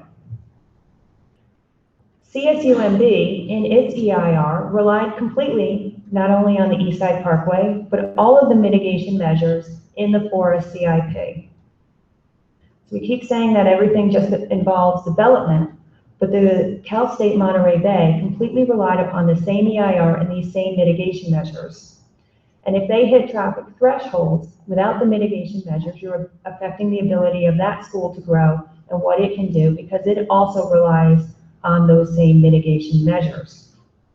As far as when the timing of construction, the roads are built, as with every other capital improvement, from the developer fees. So as development moves forward and developer pays fees, the funds are there for that. So the East Side Parkway moves forward as development goes forward on the dunes, on East Garrison, and the other projects that pay the fees in. So there's a question on MST site, what if they didn't sell? So there's an important distinction here. Right now, MST owns the parcel where the courtyard would be. They do not own the parcel where the hotel and tennis swim center, but it's an understanding that that would be transferred to them. And so I think that was part of the confusion in the answers from staff and Monterey Downs on that as to what was considered. So for sake of argument only, we will assume that MST owns the parcel with the hotel and tennis and swim center, because I think that's where the question raised, what would happen if they didn't want to sell that property? Those are zoned commercial, that whole area is zoned commercial in our specific plan, as is the Country Walk area, so you could actually move commercial within commercial. So it could be accommodated. There's actually quite a few locations within the project and the specific plan where they could be relocated should that property not be available from MST for any reason. So should they not want to be a part of it, we would not lose those uses. We would be able to accommodate them in several locations within the specific plan. Staging area access to trails. This was brought up a couple of times. How did the staging areas relate to the FORHA lands? So the County of Monterey had been working on a master trails plan for several years. They actually started on it when we were working with the county as the lead. So back in 2008, 2009, the county had already started this. And so this is the trails in our area. This is straight from the Trails Master Plan. And we knew about this back then, and we actually designed our staging areas around those trails. So you can see the one on the left behind Country Walk brings you to this side of the East Side Parkway, and you have the access trails around the Oak Oval, which also help you meet the existing trails within the Oak Oval. And then the staging area at the end of the Monterey Horse Park was specifically designed to go right out onto the trails. And those staging areas have restrooms, they have parking, they have bike facilities. Those are all free of charge to the public. But the location of our staging areas was specifically chosen to match the county trails master plan so that it would all work up. Our concern obviously back then is you don't want a staging area without any trails. So we made sure that we worked with the county and with their master plan to make sure those were the best locations. The other question that came up that I don't have a slide for, Councilman Pacheco asked about police officers and whether there would be any police officers in addition to private security guards. If you look at the fiscal economic and impact analysis, there was actually a consideration of 5.4 officers, 1 investigator, and 1 administrator who would be on board from day 1. So even with the first building permit, all 7 of those employees were considered. Where they were considered were the expenses. So the expenses for 7.4 officers were deducted from day 1. They were all considered at that time. So if you look at the economic report, those expenses for those officers were taken out of the revenue figures. So it brings us to why finish the base reuse plan. So the base reuse plan was set up on the 3 E's, the environment, education, and economic recovery. And the environment we know is the national monument plus other lands. We have education, the SUMB was set up, other schools received land, and then we have the economic recovery place. This is where jobs are supposed to come back. We have the residential, office, and retail components. The 3 E's, environment, education, and economic recovery. Looking at the map today, you can see where the environment is. That is all the green on the map. Education, you have your blue. So we do have CSUMB, it's up, it's running, it's increasing in size each year, it's doing very well. You also have other schools that have received their land and are looking to move forward. That brings us to economic recovery. We're not looking, we haven't seen the jobs come back. We started the housing on 2 projects, but we certainly haven't finished that, as you have to have non-military housing for new civilian residents coming in. And we don't have the businesses, and we haven't completed moving forward on tourism and rebuilding those things. So we've done very well on 2, the environment and the education, and we have not reached that point on the economic recovery. Then we have the capital improvement plan, which for FORA, and I've talked about this before, where you're taking a former military base that was closed off, that nobody could go to, that had no requirement to meet any standards. It was an internal base, internal roads. The Army didn't really answer to anybody, and it was a closed off base nobody went to. How do you transition from that to a civilian base that meets all of the public requirements? You look at all of the obligations they have, and the funding for that is through the development fees. Not looking at what they've already finished, because that doesn't matter right now, looking at what is left. So you still have the habitat management, the habitat endowment fund of almost $45 million. You have building removal still needed, $7.6 million. Transportation, all of the networks is almost $107 million. Transit, which is separate from transportation, it's not roads, it's buses. Multimodal corridor is $16 million. Water is $24 million. And other is almost $28 million. The total remaining obligations are $227.3 million, which is paid through a portion of sales proceeds and developer fees. That's where the money comes from to finish the obligations to transition the space from military to civilian. So where does the money come from? Undeveloped property doesn't pay anything. It doesn't pay into the capital improvement plan, receives the endowment fund to maintain it, but it doesn't pay into it. Your new residential at this time pays almost $24,000 per unit. That goes up every year. And your retail is just shy of $64,000 per acre. This is where the money comes into FORA to complete the capital improvement plans that are necessary. So why is economic recovery essential? Economic recovery is not complete. We still need the jobs. Economic recovery and the businesses provide the money to finish the transition. They provide the money to remove the ordinances, to make the land safe. They bring revenue to the cities to provide community services, and they pay for the habitat funds. So we have on the pictures, we have the nurses' barracks. That's actually on our site. You can see there. And then you can see the completed redevelopment of military bases in other locations of what it is here and what it can be if everything is completed. So why this land? Why is this land in Seaside the right land for redevelopment? Well, nobody wanted this land. From 91 to 93, the Army said who would like some land. 28 federal, state, and local agencies requested land. They did not request this land. Nobody wanted it. It wasn't taken from anybody. It was the land that was left over. BLM requested over 15,000 acres. Cal State Parks requested over 2,000 acres. Nobody wanted the land. All of the development, all of the land that was slated for development is situated on land no one wanted. They had 2 years to make a claim for the land. That's the areas in yellow highlighted on that map. So we have 66 acres in Seaside. They are outlined here. It is land behind the Department of Defense. It's next to military housing. You have the nurses barracks. It is adjacent to the Veterans Cemetery. You have the East Side Parkway going through there. You have the EVOC Center. So that is the location of the 66 acres. So while the project includes area within unincorporated county being annexed into Seaside, the Seaside portion is 66 acres.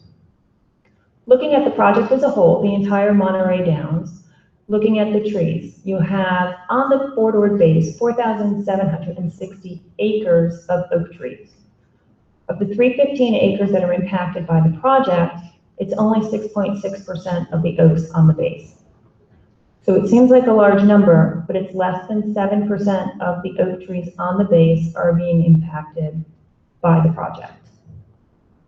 Looking at the trees, and I know the question also arose, the arborist for the project was Staub Forestry. They've done most of all of the tree reports on the base, local company that's been here for years. And so they're the ones that prepared the tree study that was used in the EIR.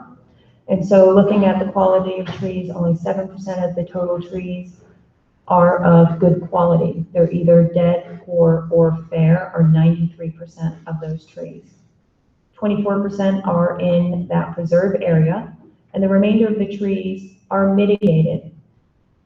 By requirement, we mitigate 1-to-1. We've seen the city recommendation. We will go ahead and accept that request to mitigate at a 1.1.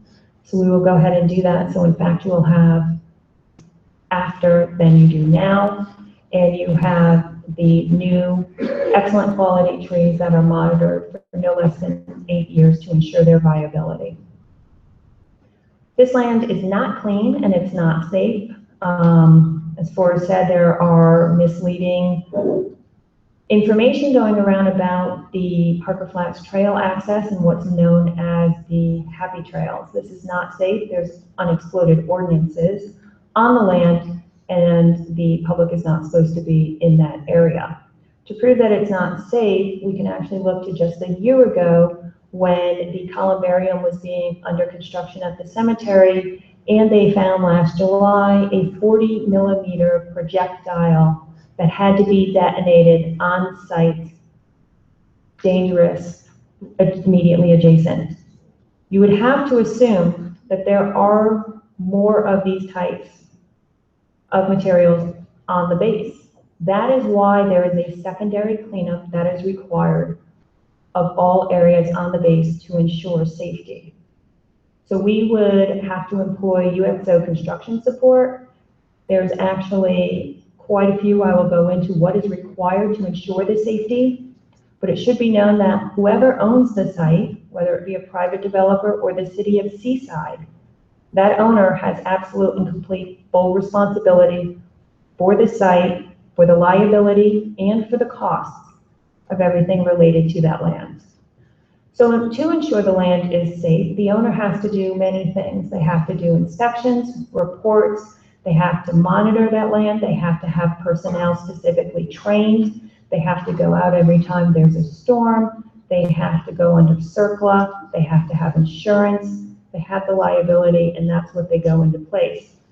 Eventually, after construction and build out, when you've gone through and you've proved it, and you've done all of the extra cleanup that's required to make it safe, you could have these removed, but they are there in perpetuity until you can prove to the state regulatory agencies that the land is safe, and all of the requirements stay there until you can do that.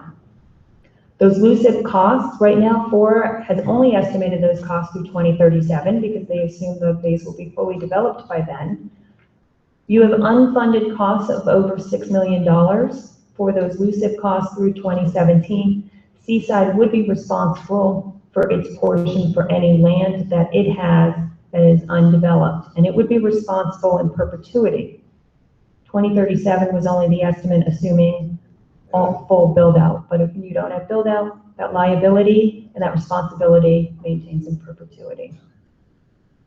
So the cost of saving those 6.6% of the trees is if you add it to open space, that endowment fund actually increases from the $45 million without a developer to raise those funds. So you have a higher cost with less people paying for it. You also retain all of the obligations associated with that land, including the monitoring and insurance, the personnel and preparing of the reports. You're responsible for all of the costs associated with that. So essentially, instead of having money come in from development, you pay money out of your general fund for this land that could be used for other community services. Additional challenges in developing the 66 acres. So you have to look at what Seaside has versus what we're looking at in this project. Seaside has 66.8 acres. On that land, you have the nurses' barracks that need to be removed. That removal is not included in the forest CIP, which means 100% of the removal costs are from the owner of the property. You also have to look at Parker Flats Road. Parker Flats Road to the south of the endowment parcel, that road between the cemetery and our project. The cemetery only has responsibility per its initial study to clean the southern half, to improve the southern half of the road. The northern half of that road is the responsibility of the owner on the other side of the street, whether that be a private owner or the city. You can't have half of the road improved and half as it is. It doesn't meet public standards. So you also are responsible for improving Parker Flats Road, again, not within the forest CIP. You also, under both the Seaside Municipal Code as well as FORA, have a jobs housing balance. So when you're looking at what you're going to put on those 66.8 acres, you have to make sure that you have a jobs housing balance of 1.5 to 1, and that has to be met. You also have all of the LUCIP costs for the construction and the maintenance. You have to absorb the FORA fees that I showed you earlier, in addition to the regular city and county building fees. So whatever is planned, they would need to absorb those fees as well. You have the cost of the EIR, staff time, consultants. You have to cover all of the city costs. There's always additional studies that need to be prepared, construction's prevailing wage, and you have defense costs in the case of challenges. There is a reason that projects are the size that they are. People wonder, if you look at the Dunes, its size, if you look at East Garrison and its size, the reason projects are those size is because I don't know that people realize all of the money that has to go in, what the costs of cleanup are, what the cost of everything else that needs to be absorbed, the additional costs of building on Fort Ord through those fees. In order to be able to absorb those costs and have a project, it requires a larger project. That's why they're designed to the size that they are, and that is what we have with the entire project. And so that would have to be considered in looking at just 66 acres instead of the entire project. That's just something to consider for the city in developing only a small portion, because it is only 66 acres. So why our project? We talked about why the base reuse needs to be done and economic recovery is important. We talked about this land, but why this project?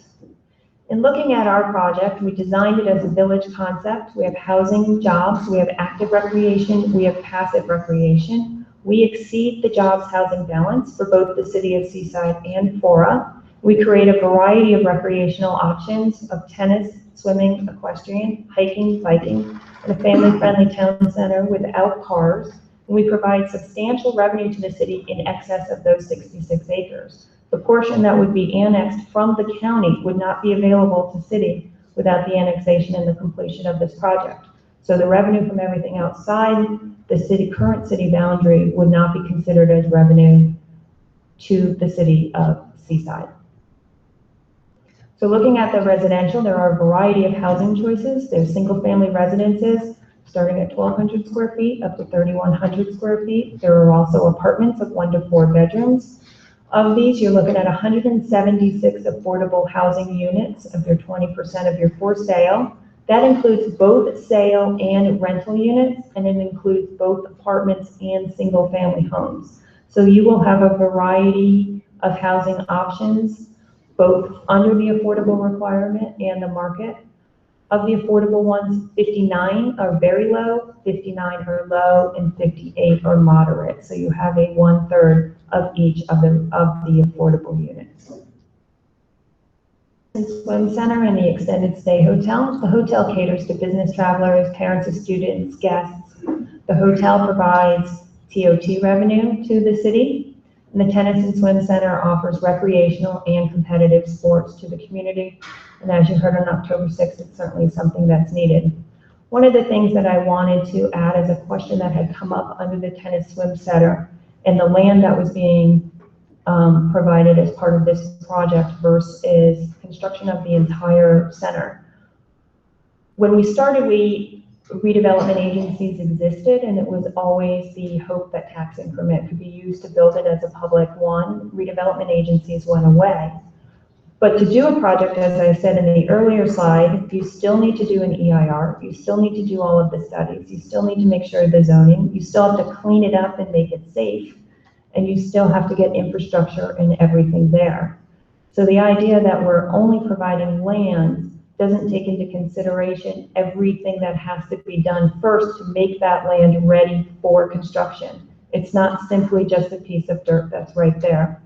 There's all of that other things that need to go into it to make that land ready for construction, and that is what we are doing for the project. We're also doing the same on the horse park, but we are doing that on the Tennis and Swim Center, and that's what goes into the land and providing that.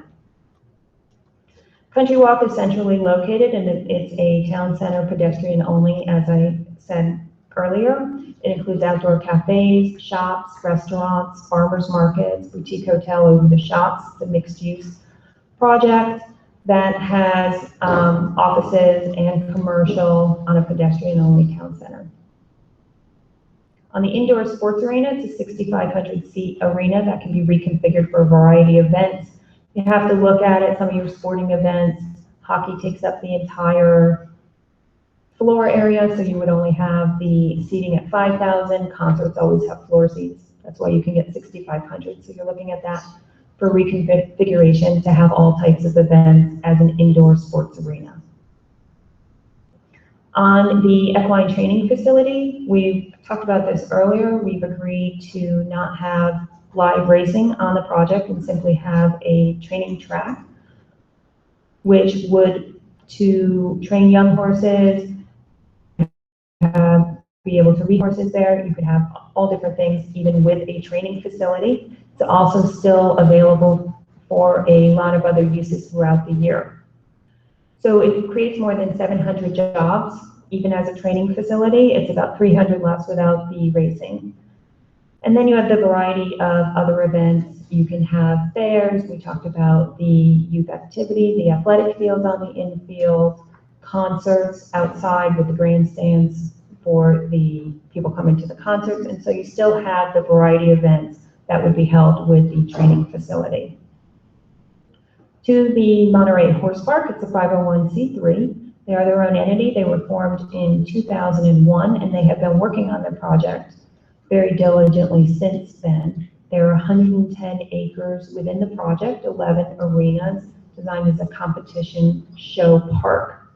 It is all disciplines. I think one of the other things that was confusing when you look at how much money comes in and other horse parks around the area and other facilities that have shows, what makes Monterey Horse Park special is that it's not just English, it's not just jumping, it's not just dressage. It is actually being designed to have Western disciplines as well, and a variety. So you would need to look at revenue numbers and contributions that not just for your jumping competitions, but for every discipline, because those can all come here and it will be designed to accommodate both Western and English. So when you're comparing other show parks to this one throughout the state and the country, you need to make sure you're looking at all disciplines.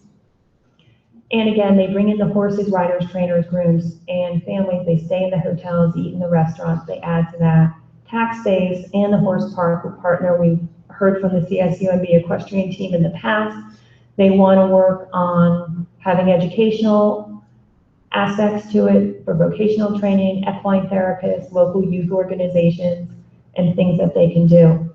A lot of times the competitions fund the community benefits they can provide. They provide programs for vulnerable children, 4-H and pony clubs, access to horses and events, therapeutic programs, equine assisted education, blog programs that they can do. Over the years, you've heard me refer to the Compton Junior Posse, which is a program for vulnerable children. It's in Compton. It is keeping kids on horses and off the street.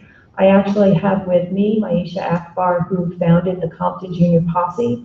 She is here and available for any questions from the council if you'd like to know more about that program, everything she's done, how you would bring that and make it a part of the horse park and have that here in Seaside. It's a question that's come up. Park relate to the community and what can it bring to the community other than rich people coming to competitions. This is an amazing organization that's been around that Maisha started and runs, and she's available here to answer any of your questions of what that offers to the community and especially your vulnerable children. So looking at the economic impact, I started on this a little bit. You have to make sure you look at all disciplines when you look at them. So in thermal, we're looking at 8 weeks of competition, bringing in $120 million. In Galway Downs, you're looking at 2 major events a year at $1 million. In Sonoma, you're at 11.3 million. In Paso Robles, in 5 days, brings over $4.6 million.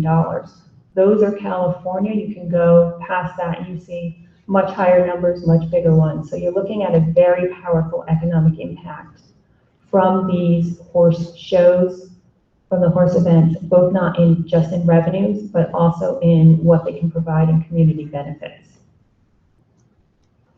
So we talked about the training facility and how that works. And so Galway Downs, 242 acres in Temecula. This is a training facility, no racing. So it has a horse park with 14 arenas. It hosts about 35 horse shows and events per year. It's got 2 tracks. It's got a mile track and a 5/8 track.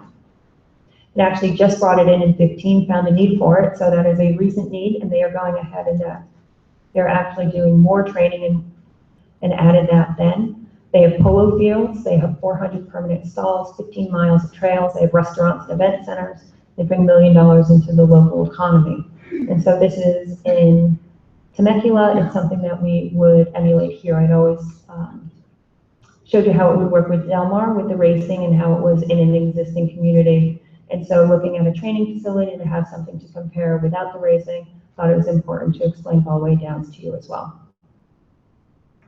So we do have the open space. An important thing I don't know if everybody remembers is we actually designed the project to sit back from the roads. So depending on topography and grading, you're actually looking at a buffer from the roads of anywhere between 30 to 100 feet. So the project's not on the roads, it will be set back. You have that buffer of trees. You have trails all within those buffer zones, adding to the connectivity. You have all of the parks in the neighborhood, also connected by greenways, so people in your neighborhoods can walk from park to park and then walk in the trails to get to the recreational aspects.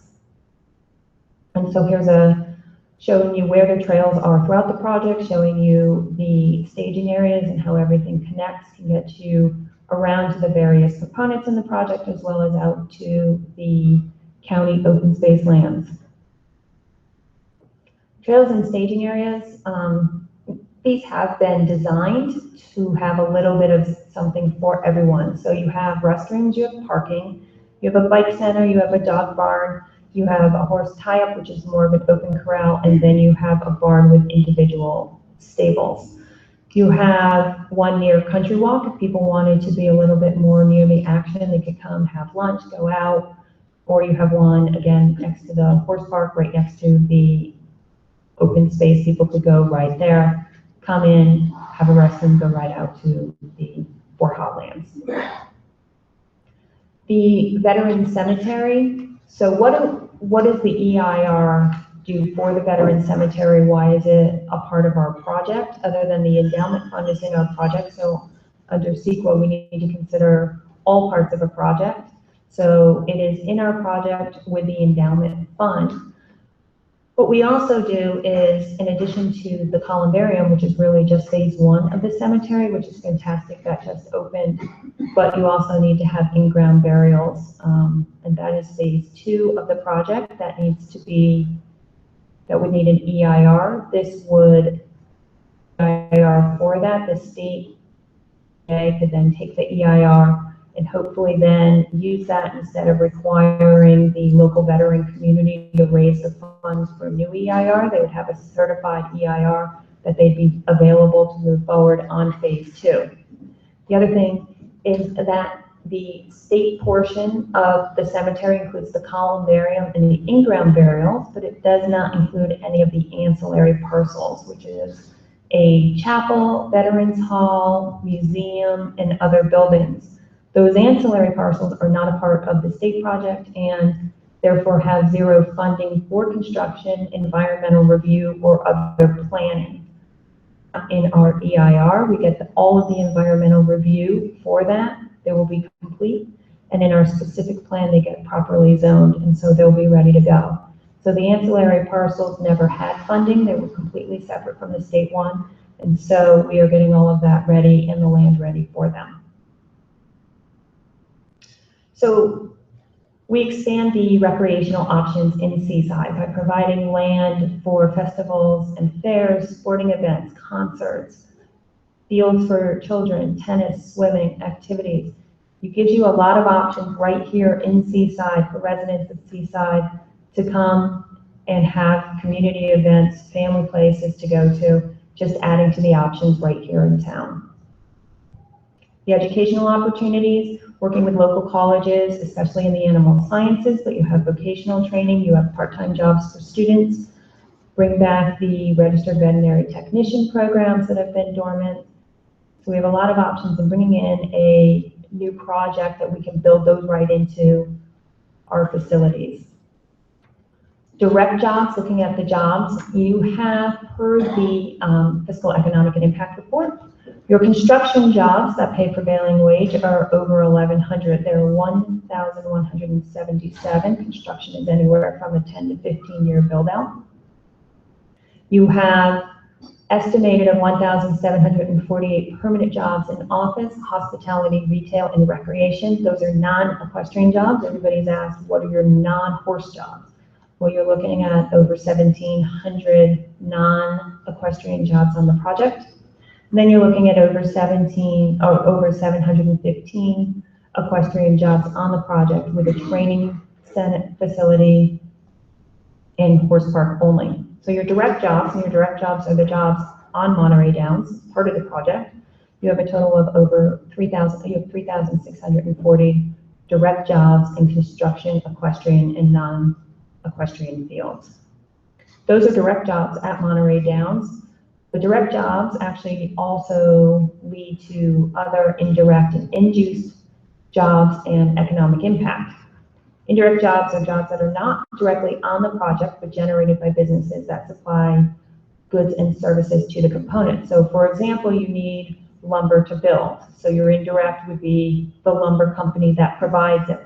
So while your construction may go down on the site as a direct, where you buy those supplies is indirect. So the revenues that go to them and the added business is an indirect. Your induced jobs and economic impact are when income from the direct and indirect employees, when people now have money to spend, the money they go out and spend in the broader economy, food, clothing, entertainment, then creates an induced effect of economic impact and jobs for those businesses because you now have people going out spending the money that they're making. These are all done on economic models. It's not anything I made up. We left it to the economists, peer reviewed. You're looking at construction jobs. Of the 1177, they create 536 indirect induced jobs, and then the operational jobs create 314 indirect induced jobs. creating a total of 850 indirect induced jobs in addition to the direct jobs, creating a total of more than 4,490 jobs.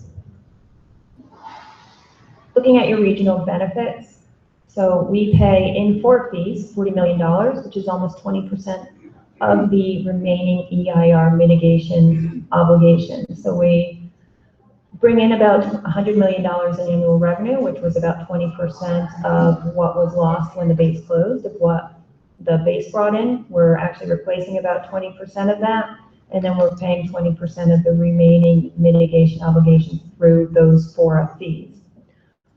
Looking at the city of Seaside specifically, you're looking at purchase price proceeds. We have to buy the land. Those proceeds go to the city of Seaside. And then in addition to that, you're looking at annual revenues of $3.56 million to the city of Seaside. So those are your revenues coming in, and then you take out the expenses. So some of the expenses you look at, like I had explained earlier, expenses for 7.4 police officers are automatically deducted from day one. That's just for the analysis. One of the things to remember is it's actually up to the city as part of its annual budget review, what it looks at and how it wants to use those expenses, what it wants to put in its budget for each time. What we do is we just went through the models at the request of what the police chief requested. Those were included into the models. We looked at everything and that's how it was done. Net revenue also depends on fire. As we've talked about in the past, there are many ways of doing fire, whether it's building a new station, having the Presidio, having the county do that. So you look at those services, it can be anywhere from 700,000 net to 1.9 million. The important thing to note is that if it's Seaside Fire, those expenses in the economic report also include the fair share of anything that would be done for a fire station. So the expenses in building and the expenses in running those are actually already netted out of the economic report. So those are all taken into consideration. So you have a $750 million cost to build. For reference, that's about half of what the dunes is cost to build. And of that, 200 million is in the city of Seaside. It's important to note in the fiscal and economic report, the revenue estimate did not include any revenue from the sports arena or event center. It was deemed that was too speculative to include. So they included all of the expenses from the anticipated employees without including any offsetting revenue from those to make it the most conservative analysis possible. So if we look at everything kind of in summary, the project cleans up the land, it makes it safe. You will actually have more trees after than you do now. We will agree to the increased mitigation. We create jobs, we create recreational facilities, we create additional revenues to the city. And so we are available here for questions. And as I stated earlier, Maisha is here certainly for any questions you may have for her on the Compton Junior Posse. Thank you. Okay. In deference to the public, we'll go ahead and reopen the public hearing. If you have something new to say, if you've got it before, don't repeat what you said. If you got something new to say, but everybody's welcome to the mic. There's two mics. Please line up with both. Alan Gross, Seaside resident. A couple of new things to say. I don't see in the review tonight if the hotel sizes have been reduced. I know the discussion as we went along said the hotels were going to be too high, and instead of 4 stories high, it was recommended they be 3 stories high. But that didn't seem to be here tonight. If you reduce the height by a quarter, you reduce the number of rooms by a quarter, of course, and you reduce the water need by a quarter, and then you also reduce the top revenue by a quarter. I think that would be about $1 million, which cuts the revenue to Seaside quite substantially. The other thing I noticed, and I did see it tonight, is the smaller footprint for the individual houses. So larger front lot size, larger side lot sizes. That adds somewhere around 100 to 150 square feet that needs to be irrigated on each house. and that therefore increases the practical need for more water. These are offsetting, perhaps, or they may not be, suggest that we need to do another review of the water demand and another review of the income to the city before we really understand what this implies. A question about the zoning. It seems kind of cute to make the specific plan the zone plan. I'm not sure if that restricts your ability to make future changes in zoning. Suppose some years down the road you were to decide that you'd like to have drive-through windows on all the restaurants up there, the way you're considering for classic Seaside. It would increase the speed with which you could feed all these people who are coming. But you may be building in a rigidity that makes it much more difficult to change the zoning up there. Don't know the answer to that. Is it harder to change the specific plan than it is to change the zoning? I think I'm out of time, so I'll raise the issue that I have about traffic another time. The way the traffic study was conducted, particularly for the horse park, seems to me to have been biased downward by a very specific, detailed way in which the traffic study was done. Thank you.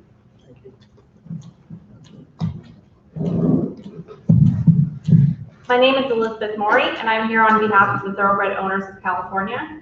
The TOC is the recognized representative of the collected thoroughbred horse owners in California, and we represent the economic interests and investments of over 7,000 thoroughbred horsemen and horsewomen throughout the state. The TOC is an integral part of the broader California horse racing industry that employs more than 50,000 people, supports racing, breeding, and training in 28 counties within California. The TOC has always been a strong supporter of innovations to better the horse racing industry. Thoroughbred racing in Northern California would strongly benefit from the new proposed training facility. While there are more than 4,500 thoroughbred horses in active training in the state, there are only 2 accredited off-site stabling and training facilities statewide. In this regard, we support the Monterey Downs project. My name is Bill White, resident of Seaside. It's on.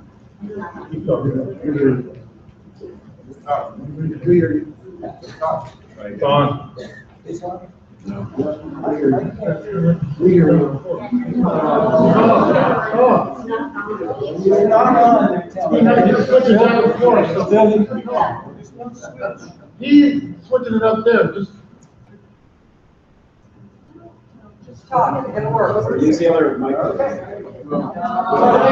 Use the other mic.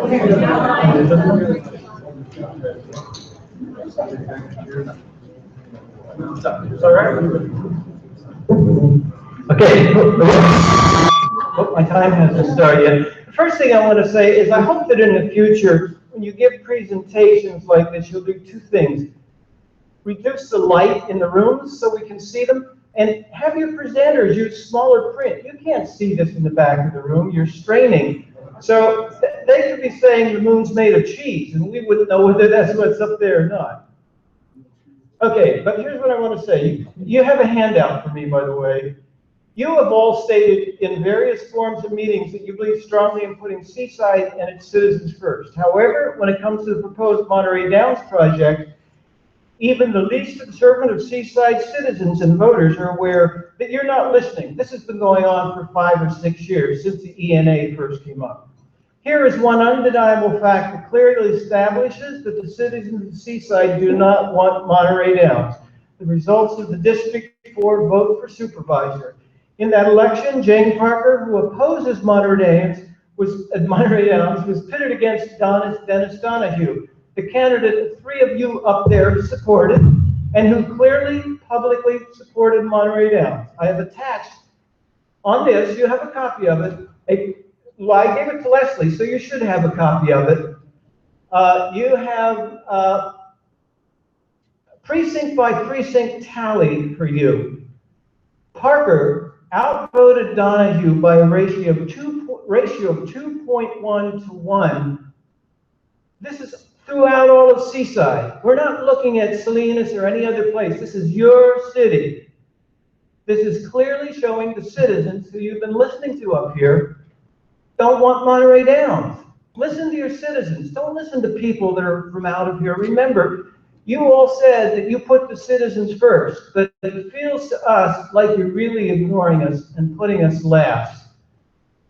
Oh, by the way, Parker got 63% of the votes, Donahue got 30% of the votes. This is the person that some of you supported, Dennis Donahue. So I think it's a clear indication that the residents and voters of Seaside, as they're telling you up here, simply do not want Monterey Downs. That's as important as all this other stuff you heard out here. So I urge you to start listening to your Seaside citizens and voters and vote no on Monterey Downs. Thank you. All right, let's see if I have microphone problems too. Originally, I was going to title this 8 Things We've Learned in 6 Years Delivered in 3 Minutes, but my brain feels like a pretzel just thinking about the title. We'll see how well I do. The project is damaging and the mitigations don't cover the damages in several cases. That is stated in the EIR. That's what this meeting should really primarily be about. The modest windfall of revenue, about $700,000 a year projected. The council very casually described that as a worst case scenario. But as I've said many times, we know what the worst case scenario is. It's actual true bankruptcy for the city or true red ink. Number 3, the city hasn't accounted for much of the budgeting for actual expenditures for having this project. Is it really true that it's all about 1 fire station and 7.4 police officers for inheriting a tract of land and putting it in your city limits that's the size of Carmel by the Sea or larger? Is it really that inexpensive? Is it really, have you looked at that other side of the coin? Number 4, the city doesn't know the legal cost of battling a private entity that won't carry out its mitigations, possibly, maybe they will. To fight CEQA, maybe that won't happen, or the legal cost to fight a state that wants to ration water rather than put it on the backs of horses. These are all just thoughts. Number 5, the gift of jobs is an empty box because it will not pass the test that the jobs will be substantially local, permanent, and well paid. Look at the Bureau of Land Labor Statistics and see how much a desk clerk makes. Executives won't be recruited from within Seaside. Number 6, the supporters have been, I'm going to summarize this really quickly. The supporters have generally been people from out of town, and they have not focused primarily on the EIR, the question before you, all of those unmitigatable and significant impacts. That is the question before you. The opponents have been largely from within the city. Now, I admit to that woman who said there could be a silent majority out there. That is certainly possibly true, although they haven't been like me and spent 6 years of coming to the meetings, speaking up unpaid, and so on.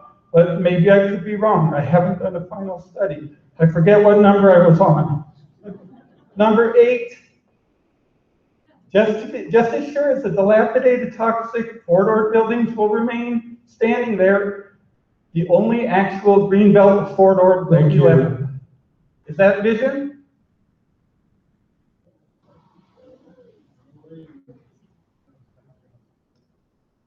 Can you hear me? Yes. My name is Susan Schiavone. I'm a 23-year resident and homeowner in Seaside. I've spoken out against this project since 2011. When I hear members of the council asking the same questions of the developer at every meeting, it begins to have a ring of a script. You orchestrate to frame the conversation about a bunch of dying trees and that no one wanted this land. 5% of the land at Fort Ord is significant. 6% of the oak woodland ecosystem is significant. Oak woodlands comprise only 16% of the land at Fort Ord. It becomes painfully clear that relying on developers' analysis can be flawed. Agencies and individuals responded to the EIR outlining many concerns about the environmental damage and loss. And while you may want the effect to be framed as minimal, it simply is not. It was very significant in 1992 when 11 environmental organizations came together to form the Fort Ord Parklands Group to write the Fort Ord Parklands Study. Here is an excerpt from that study. The park's wildlife preserve lands include, and listed as number 5, the densest and most extensive patch of healthy live oak and woodlands backing onto the edge of Parker Flats. These woodlands include the only known nesting lazuli buntings and blue-gray gnatcatchers on the post and form the northwest corner of the known Greater Roadrunner Range. This was certainly not unwanted land. Now, lots of changes happened to this land because there were a lot of machinations that happened in trades in order to get what people wanted for construction. And a 2010 general plan amendment that changed all that is still under consideration as to whether it conforms with the base reuse plan. And destroys the habitat, and it will destroy the oak oval remnant of what is left due to trails, a 70-foot wide racetrack through it, and the proximity to dense housing. And also, cleaning up this land is much cheaper if it's left as a park. Seaside residents don't support Monterey Downs. They voted Measure K down. Monterey Downs will not create jobs. The Monterey Bay Central Labor Council unanimously voted no support, finding the jobs promise empty. It will likely displace existing businesses and halt development of other construction due to taking available water. Both the city's consulting firm EPS and a citizen, Dr. Weigel, review of the Wilden report reveals that the city could end up with significant costs versus income based on overestimations of revenue weighed against costs for staff, police, fire, and services. EPS has returned that report 5 times for insufficiencies, and yet it was accepted. There is insufficient water for the project past stage 3. Thank you. It's a bad project. I hope you won't approve it.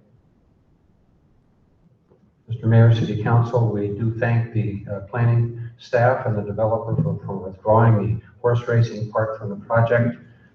Good move. We want this to be a permanent ban on gambling, horse racing, or even satellite gambling at the facility or anywhere on the Fort Ord lands in Seaside. Fora has already put a ban on any casino gambling in their permanent Fort Ord general plan, and each of the cities is supposed to put that into their plan as well. And we also would like a priority made to eliminating the huge blight at Fort Ord, so that projects in the future should be put on the fixing up that land and cleaning it up, the already developed land. And we still want to use the 3,000 acres set aside for development, for development. Thank you. Mr. Mayor and Council, I'm Paul Martin from the Monterey County Convention Visitors Bureau. It is our mission at the CVB to grow the tourism economy. The addition of this attraction that will help grow new audiences for our region will be a benefit not only to Seaside, but the entire county. While we're not here to speak about the particulars of this project, overall the Monterey Downs project would add to the solid list of reasons for people to visit our area or extend their stay if they are already planning to come. This in turn increases the economic impact of tourism on Monterey County and will bring tax dollars that are critical to the ongoing support and improvement of resident quality of life. Thank you. Mr. Mayor, City Council, I'm Rick Aldinger. I'm a resident of Monterey. And as you know, hospitality is the largest industry on the peninsula. It's responsible for over 20,000 jobs here on the peninsula and is the main economic vitality driver on the peninsula. A project like Monterey Downs will enhance hospitality by diversifying the type of attractions available to the hospitality industry and to the visitor and also to the residents of the area. Not only that, a strong and vibrant hospitality industry enhances the residents' lives on the peninsula by providing subsidies to taxes. At my house, I pay about $1,000 less per year in taxes because of tourism and hospitality industry. And Monterey Downs would enhance that experience as well. I'm also have the choice of many different types of restaurants and attractions that I can go to, and that is a direct result of a strong economic and hospitality industry. I think that Monterey Downs fits well as one of the attractions for this area and will enhance the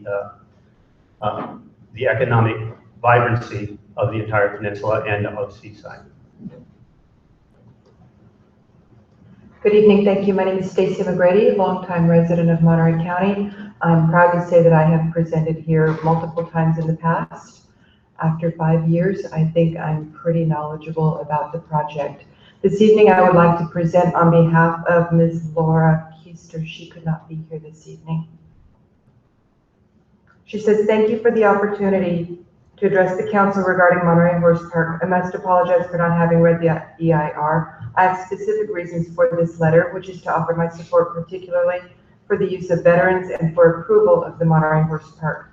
I am currently secretary of the Northern California Driving Club and have been a member for 15 years. We have over 100 members in age groups from teenagers to seniors, able and disabled, with members from all the Western states and Canada, who travel hundreds of miles to compete in CDEs, a 3-day combined driving event with horses and carriages. Many of our members have traveled to compete in combined driving events on the East Coast and Europe, which means many miles and much expense.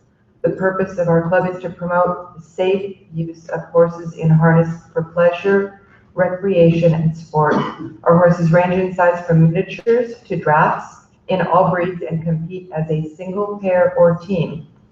This carriage driving sport is particularly advantageous to those without use of their legs and even those who may have restricted use of their hands, and for those advancing in age and weight who no longer feel comfortable in the saddle. For example, one of our members just competed in the USDFD, which is the United States Driving for the Disabled, in Holland, and finished 5th in the world with a Morgan horse, an American horse breed. The development of Monterey Horse Park to include carriage driving would be advantageous for our injured veterans who could no longer ride their horses or compete in traditional sport events. Our country does not do enough for our injured veterans, and as this is a military facility, what a great way to honor those who are serving us now, and historically to honor the men and women and horses that served here. There are organizations now addressing the needs of veterans. For example, Wounded American Veteran Equestrian Project, Horses Healing Heroes, etc., all over the United States, striving to help those in need to get back to a sport. I've been to Kentucky Horse Park, and if we can create Monterey Horse Park to be a venue like that, it would be an attraction for all to enjoy in the Monterey area and visitors from around the world. Carriage driving is a spectator sport like 3-day eventing, but without jumping. I know there are concerns to parts of the proposed plan, and the trees in the water and many of the NIMBYs, not in my backyard, out here have been there, done that. But my specific interest regarding support for our veterans, carriage driving at Monterey Horse Park, I sincerely hope there will be no, okay, thank you so much. And my son is a 100% disabled veteran, and that's why this project is very important to me. Thank you. Hello, can you hear me? Yes. My name is Rebecca Pekin, and I've been a Seaside resident since 1998. A lot of talk is going on about affordable housing. What is affordable housing? Has a price been set? Probably not. But I bet it's different from me, but you can every one of you what affordable means. Right now, the city of Seaside per capita income is $29,000 a year. That means that one person can afford a home of $100,000. Awesome if you can use that. That would be fantastic. Average median household income is $54,000 a year. That would mean they can afford a home worth $200,000. So if you can provide that for the citizens of Seaside, not the citizens outside of Seaside, that would make it a little bit more worthwhile. I'm still against the project, but work with the people who really live there, not the people who want the project and don't live in Seaside. Thank you. Good evening, Mr. Mayor and City Council. I'm Stephanie Leff. I'm an artist. I live in Monterey. I'm just going to hold this in my hand. I'm short. And I wanted to take this opportunity to invite you and everyone here to an event that I'm producing at the Press Club in Seaside on November 17th that will also give us all the opportunity to express our views on Monterey Downs, but in a very different way. We will be writing our reflections on Monterey Downs and then reading each other's reflections out loud as a way of kind of inhabiting each other's perspectives on the issue and maybe building a little bit of empathy for where each other are coming from and see where that takes us. I know we have been talking about this issue for a long time, so for those of us who are willing to dive into a new and experimental way of engaging with this issue, Thursday, November 17th at the Press Club. You can check the Press Club website or you can find me. I will be here after the hearing. Thank you.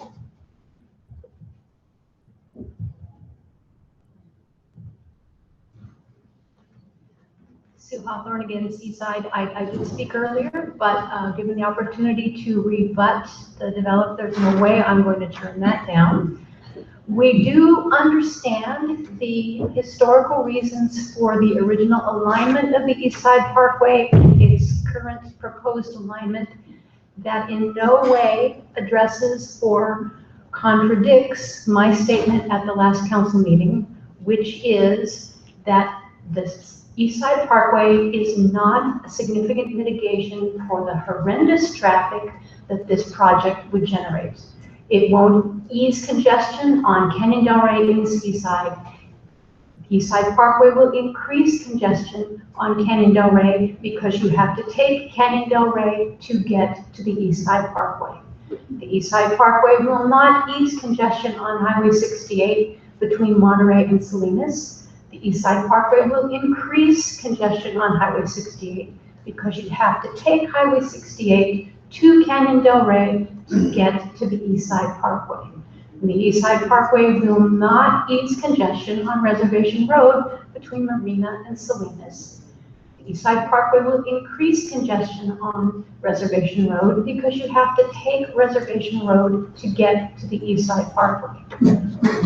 The true purpose of the East Side Parkway is to allow traffic to access the developments in the interior of the corridor.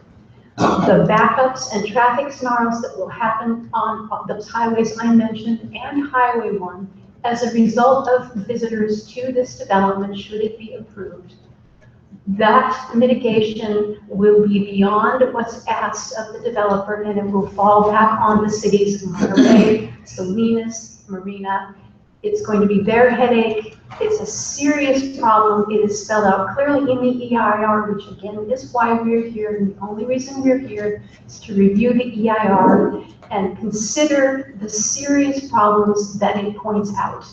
Because once this project moves forward, not only the people of Seaside and not only our governing body who will make this decision, but everyone in the region will share in the fallout. Thank you. Good evening, Mr. Mayor and council members. My name is Jody Hanson. I'm the president and CEO of the Monterey Peninsula Chamber of Commerce. We have supported the Monterey Downs project in concept. It's great to be here tonight and see that we are finally at the stage of being able to see the final EIR, and we have information to make decisions from.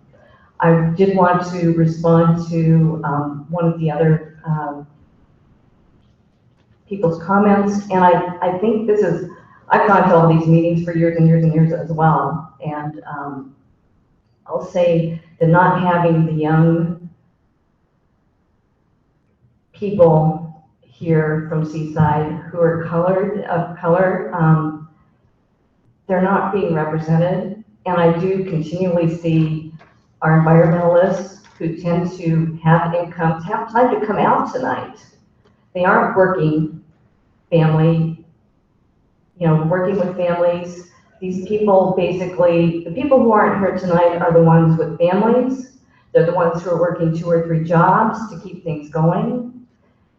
And they don't feel that they do have a voice here. And it's very loud when others who have income, maybe from a job or from retirement, they can hire attorneys to protect trees, but they don't protect jobs, they don't protect people's livelihoods. And I really think we do have to think about the future of Seaside and Seaside's families. This project is an opportunity. It's on property that has been entitled for commercial development. And you have a development here that has a lot of open space, it has recreation. It's, if you take that arena and like your staff said, and you put in sports fields or teams and kids, and we can have families coming from all over to come to Seaside, and they could stay in hotels here. And affordable housing, we talk about, well, what's the cost of affordable housing? Well, right now we have a critical housing crisis because we don't have enough of it. Because of our water situation, we can't build enough of it. And when we have more housing stock, we're gonna have lower prices on housing. And more families can be in homes.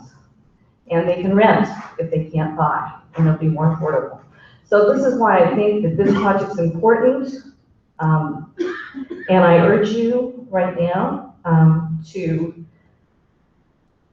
certify the final subsequent environmental impact report, amend the general plan, adopt the associated specific plan, and amend Title 17 of the Seaside Municipal Code as required. Thank you.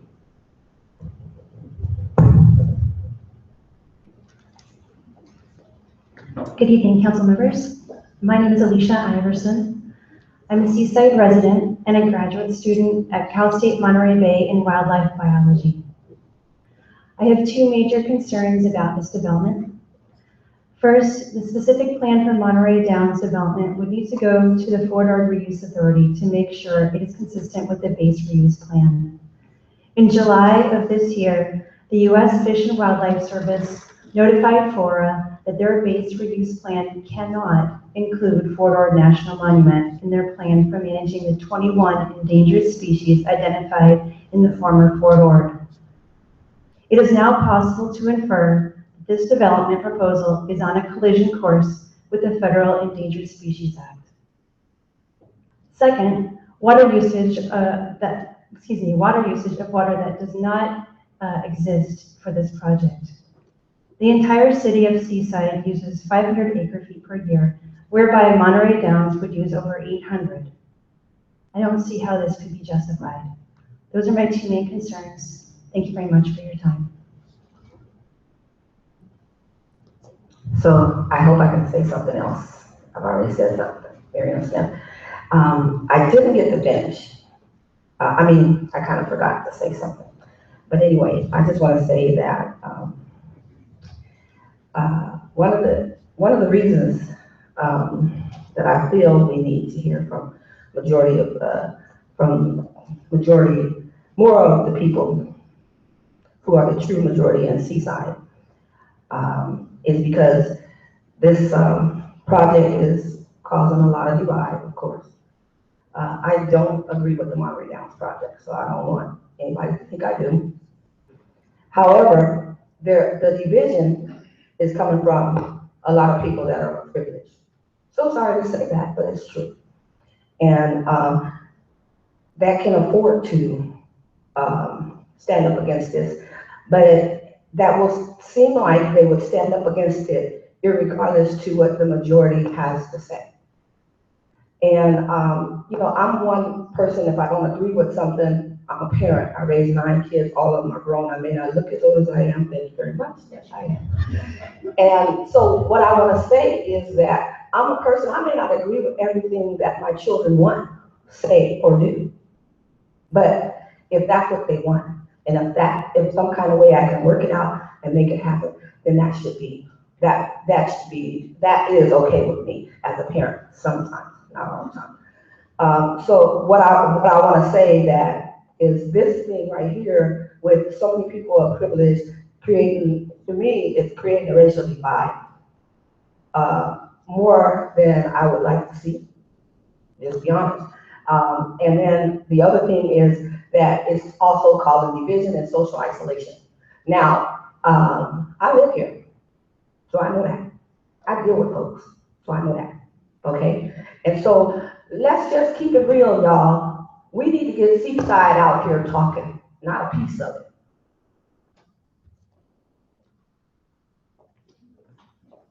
Mr. Mayor, Councilman, I'm Karen Rajo. I live in Salinas. I wasn't going to speak until I heard someone refer to something that happened at the Monterey Bay Central Labor Council, and so I thought I would contribute a little more to that because I know you have an interest in the jobs here. I'm a delegate representing my union at the Monterey Bay Central Labor Council, and several years ago we set a group into conversations with Mr. Boudreau to talk about the quality of jobs for this project. If there's going to be major expense, major cutting down a lot of trees, major impact, there should be major benefit for the community. After a very long while, talking to the grocery workers union, the Teamsters, the hotel workers union, building construction trades, various construction trades, I may be forgetting one. Not only was there a refusal for these to be union jobs with health benefits and guarantees of equality for workers, it was not even acknowledged that these would be local jobs, living wage jobs, good jobs at all, nothing, zero. And even though there are some prevailing wage matters at play in portions of this project, if these good jobs are in fact going to be good jobs, and if we're going to cite 5,000 jobs, including buying lumber, are they going to guarantee they're buying that locally? Are they going to guarantee any of these jobs are going to be long-term for people here in Seaside? We have this information, these meetings were open to the public. The answer was no. Mr. Logan, you have the floor. My name is James Logan. I'm a resident of Seaside. I want to be a tree collector for tax. I will walk around each tree and collect taxes. Saying that, it's time now we do something. If we don't do anything, we fail. It's high time we start thinking about jobs and things in the Seaside. I've listened to the people talk about 30. In the last 4 years, we've granted over $150,000 to acquire 30 throughout California. Why not here? Tom again, as most people know, I'm not very happy with the Marina Coast Water District. For the record, the average occupancy of any dwelling unit out, any dwelling unit out there for the past 5 years is 3. Now, according to the paper today, she said that the average daily use for one person is 117 gallons per day. For 3 people, that's 351. For 30 days, it's 10,530 gallons.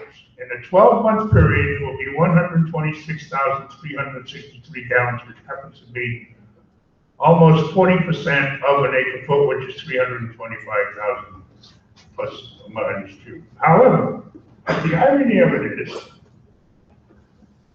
on the Monterey Peninsula, exclusive of Marina Coast Water District, of course, we have Calam and the Seaside Water District. The average daily use on the Monterey Peninsula is 150 gallons a day for a family of 3. I don't know how they get 117. I guess they must turn the water faucets on up there and run. If you take that 150, well, you get 4,500 a day. For a year, it's 54,000 gallons, and guess what that comes to? 0.1657. So I think somebody better talk to the Marina Coast Water District and do some recalculation. Thank you. Good evening, members from council. Just want to respond to some of the comments about the 1992, about the unwanted land. I want to believe that if it would have been put up to members of the public to see if those lands were, acceptable to be developed, I guess we will not be here. So, this project,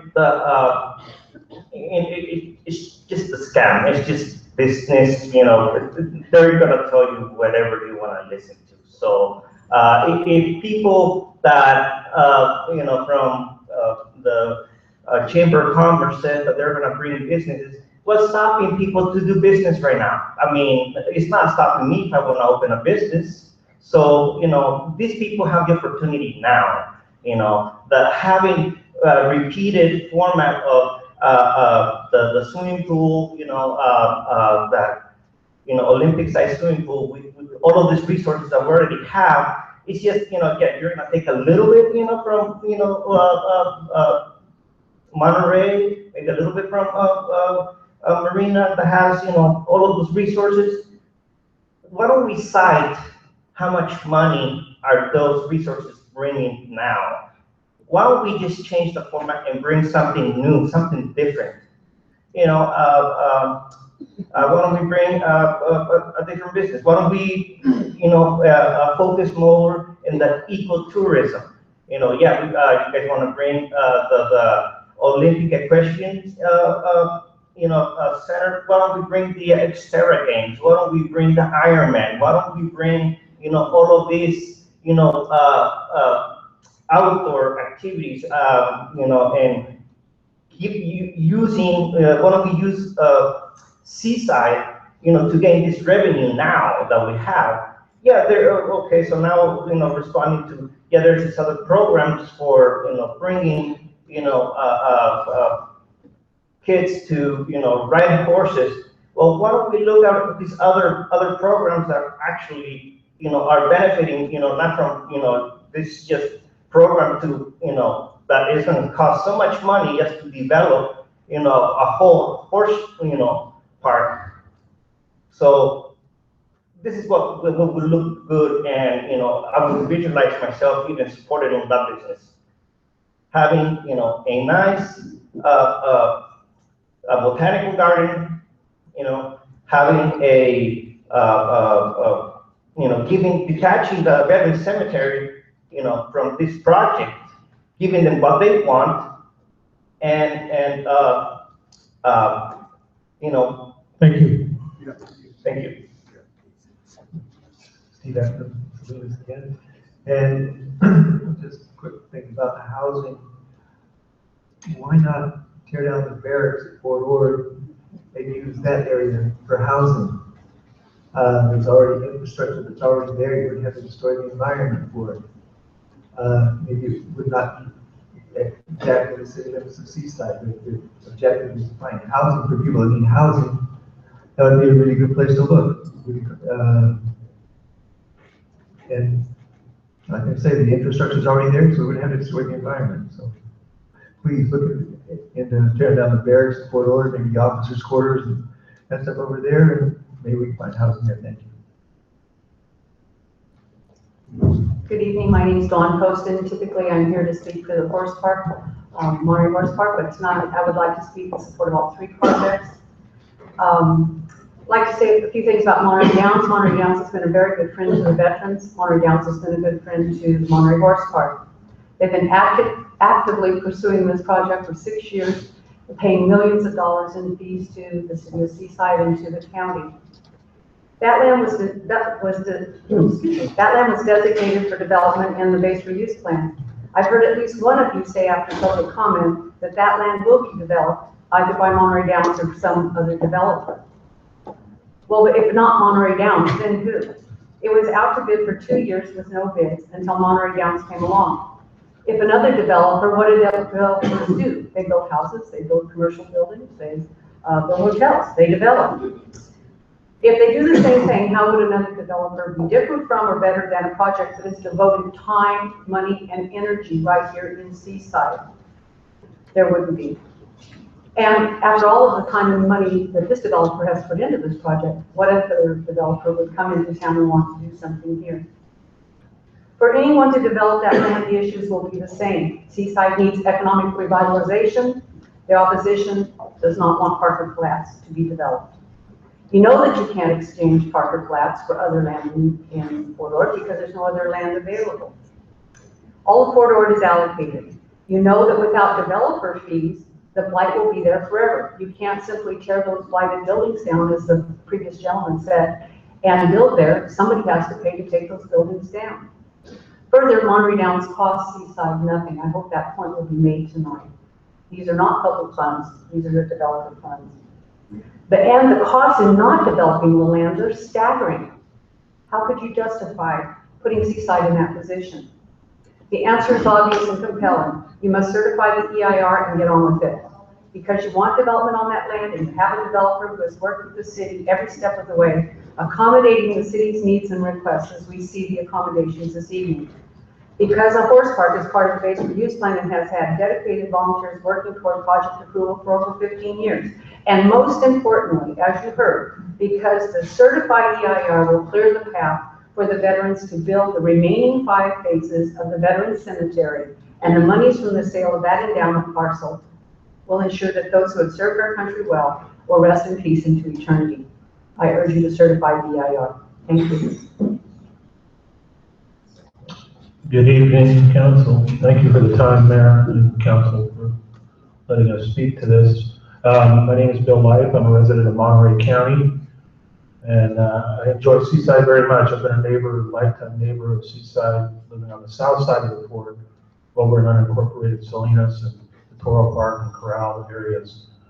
And I know there's been a lot of, I enjoy Seaside a lot. I enjoy the restaurants here, Blues in the Park, and other events here in Seaside. And I enjoy riding my bike out at Parker Flats. And I quite honestly spent a lot of time in Port Orford as a kid. And I just don't see how this development project really impacts the overall area. I know there's a certain area that will obviously change, but I believe it'll change for the better for those folks that talk about wanting to do things, more things out there. If you had 1,000 people come out there now, you know, what are you going to do for sanitation? What are you going to do for, you know, just ability to fill your water bottle and things like that? There's nothing out there right now. It's really, this will enhance it greatly. The project itself, I've been coming to these meetings a long time, and I'm not a resident of Seaside, but I've been a neighbor for a long time. And the land right now really is in the county. It's not Seaside's yet. So I think everybody in the county has a right to come here and express themselves, and express whatever their opinion may be. Mine happens to be for the project. I think it's a good project. I've seen scam projects before. I don't think somebody would stick it out this far, stick their neck out this far and put up with a lot of the, what I would consider abuse and misrepresentations and misinformation that have been bandied about by a person and his partners to try and do something for the betterment of your city. And I think they put up with a lot. And I think all of you have put up with a lot, obviously committing a lot of time to this, and so I do appreciate that. Another thing, I serve on a public committee. I'm not an elected representative, I'm appointed. And we have, every 2 years, as I'm sure you have to do, you have to take ethics training. And there's a lot of training when you serve on as a representative in government or serve on a committee, that you take strides to not compromise yourself or to go cross ethical boundaries, whether they be financial conflicts of interest or ideological conflicts of interest. There is a council member here that was a signed signatory of Measure M, contributed to it, wrote op-eds for it, and I urge you to support this EIR. Thank you very much. Hi, my name is Deidre Sullivan. I'm a 14-year resident and homeowner in Seaside. I want to bring proof of this. I live at the top of LaSalle, and this is a weed I pulled out of the street. It would have been much larger, but it was so big I couldn't actually pull it out. So this project has taken attention away from a lot of the basic needs of the residents. I'm really sorry how this meeting started. By not following the agenda, I don't think this meeting was advertised properly.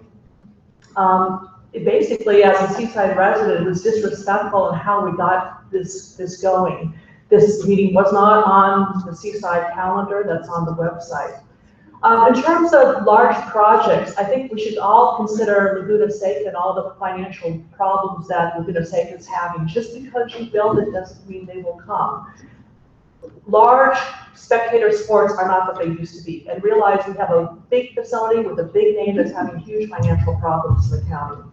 In terms of water, there is problems with the EIR and the 900-foot aquifer. The aquifers are connected to 180-foot, the 400 and 900-foot. You can tell by the Monterey County Water Resource Agency reports that have come out this year. We're drawing extensively out of the 900-foot aquifer. And with saltwater intrusion, if it can get into the 180-foot and the 400-foot, it will get into the 900-foot eventually. Just because we have water rights does not mean we have water. You can look at all the water projects in Monterey County that are not working, hundreds and hundreds of millions of dollars of projects that do not work when there's no water. Climate change is a huge factor. We think these trees, pull them out, let's just plant new trees. Well, a lot of these trees are very old. They are irreplaceable. The parks where the sports arena would be developed is definitely unique habitat with very large trees because of its coastal proximity. It's not like the majority of the rest of Fort Ord. So not all trees are equal. We can replace them with 500-year trees. The large ones I'd be much happier, but that's impossible. The Sierra Nevada, they estimate as of this summer, 40 million trees have died in the Sierra Nevada. The Sobranis fire, the most costly fire in U.S. history, is now 100% contained, over 130 acres. We are losing trees throughout Monterey County, throughout the state because of climate change. We're looking at a new normal. So don't look at those trees. We can plant more, we can get more. Those trees are irreplaceable. Things will be very different. And to think that we will pull out good trees and somehow 20 years later go, wow, our climate's really different, everything's really different. We really, really messed up on that habitat. This is an unpopular project. The voters of Seaside voted against it. And there will be a referendum if you choose to go forward. Hello, members of Seaside and City Council. My name is Phaedra Jessen. And I am a Marina resident, so I don't really count, but I'm going to give my opinion anyway. So I just want to tell you that I went to the second Seaside Planning Commission on Monterey Downs, and it's pretty heartbreaking. Most of the people against the project were Seaside residents, and most of the people for the Horse Park training track were influential out-of-towners. One excited lady said it would bring people of quality living in Seaside, and I disagree. This town has plenty of people of quality, wonderful people. And looking at existing open space, the beautiful towns of Carmel, Pebble Beach, Route 68 have plenty of open space next to their living area. Not the case for pent-up Seaside people with no safe walking access to the beach or open space. Developers want to build their ill-conceived project on Seaside's only oak forest. It's yet another project built on the backs of the poor and middle class because obviously people of not quality would never appreciate having open space and a place to be like the wealthy people do, to hike and ride the bike safely. Let me please remind City Council that thousands more children in Seaside can afford a bike to ride, and only a few can afford the upkeep of a horse. Please, remind us who this is being built for. And furthermore, in the trees, in the area of Happy Trails, I take my middle school kids out there, and we bike around. It's basically a fossilized sand dune. All these trees have been adapted and grown for hundreds of years out of sand. It's not easy to relocate a forest. Thank you very much. My name is Paola Bertran, and I'm a resident of Monterey County, Carmel Valley. And I feel that I am entitled to comment on this project as well because it is part of Monterey County. I've commented on this in terms of the animals, and I'm here again because we don't hear very much about them or see their images, and they're just as important to this whole tree community. These aren't just trees to be replaced, but these are a whole community that supports incredible wildlife, and they all support us. So I just want to make that clear. Thank you.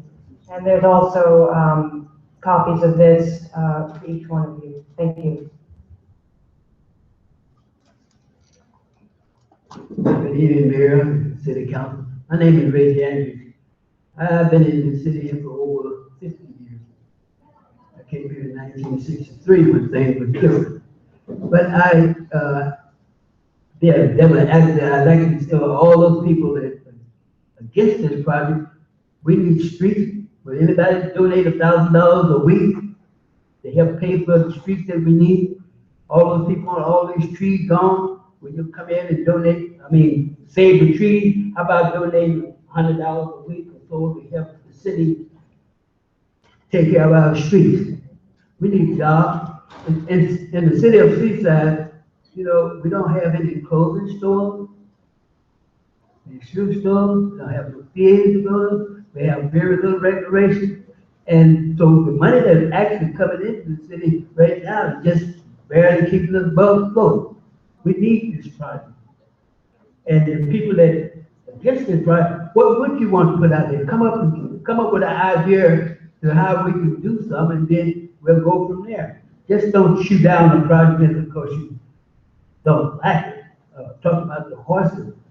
Now, I heard another thing I heard said, how much money the city is spending. Could you actually give a report how much money the developer has spent and how much money the city has actually spent on this project? Thank you. George Riley, I've been around development for a few years in my prior job with San Mateo County. But in my experience, there's no better salesman than a developer. There's a huge commitment they make up front.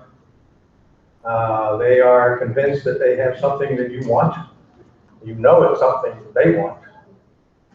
And so when I tend to look at developments, I try to look at 3 areas, despite all the hype and the good things and so on. I think there are 3 soft areas in every developer's proposal. And I'm not going to talk about water, but that's one where they minimize the impact when there's a lot of unknowns. There's studies and there's professional judgments about some of this. But there's substantial unknowns about the water volume and what's available. The second soft spot, I think, is traffic impacts. Again, there are professional studies on this, there are rules of thumb to apply and so on. But it seems like developers always take the low impact, the low edge of the range to determine what the traffic impacts are in their development.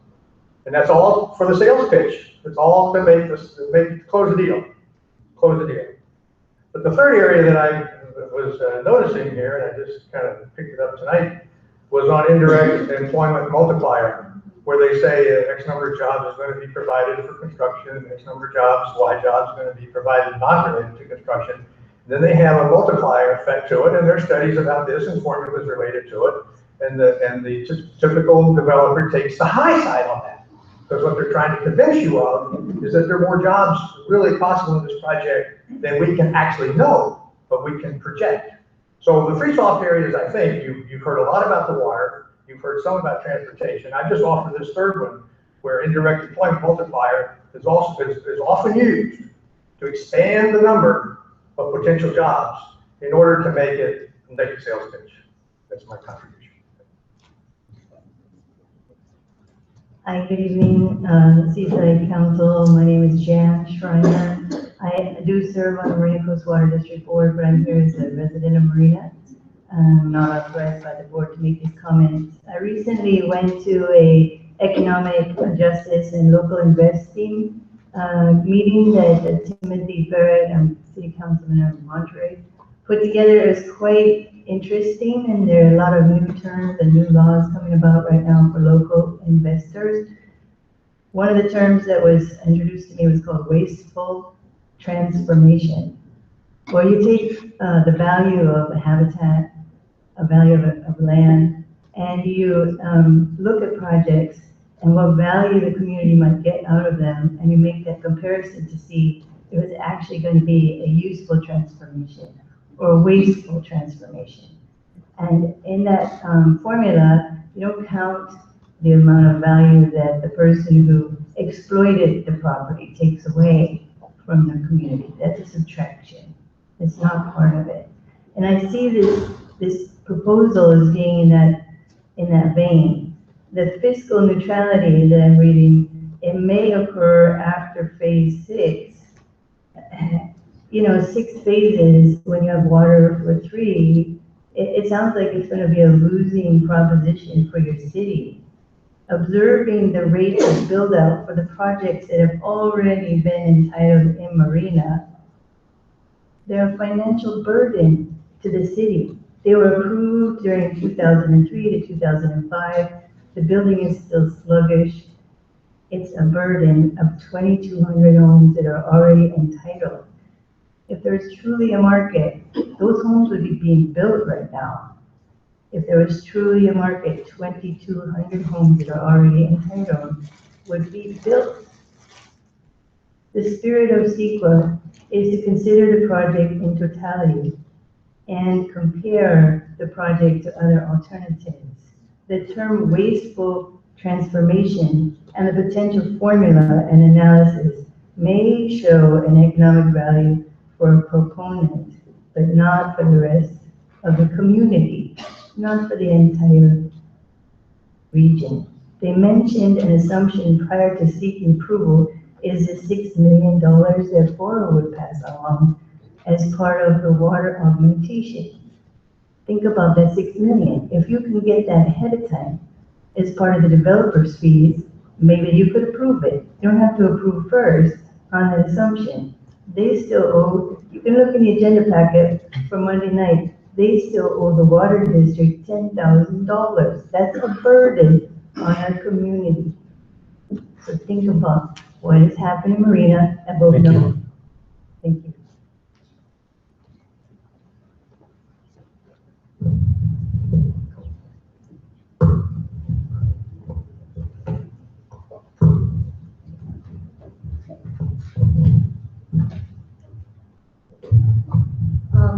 My concern is that we're looking at climate change, we're looking at forest destruction all over the world. We look at the Amazon trying to save their trees.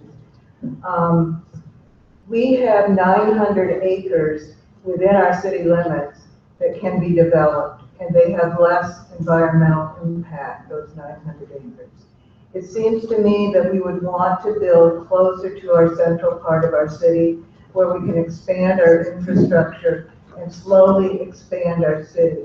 It seems like that would be a way to do some of the things we want and to bring in businesses. And if at the same time, by using those 900 acres, we can get some money to develop our downtown area, our West Broadway, we then can make our city attractive so that developers will want to come in.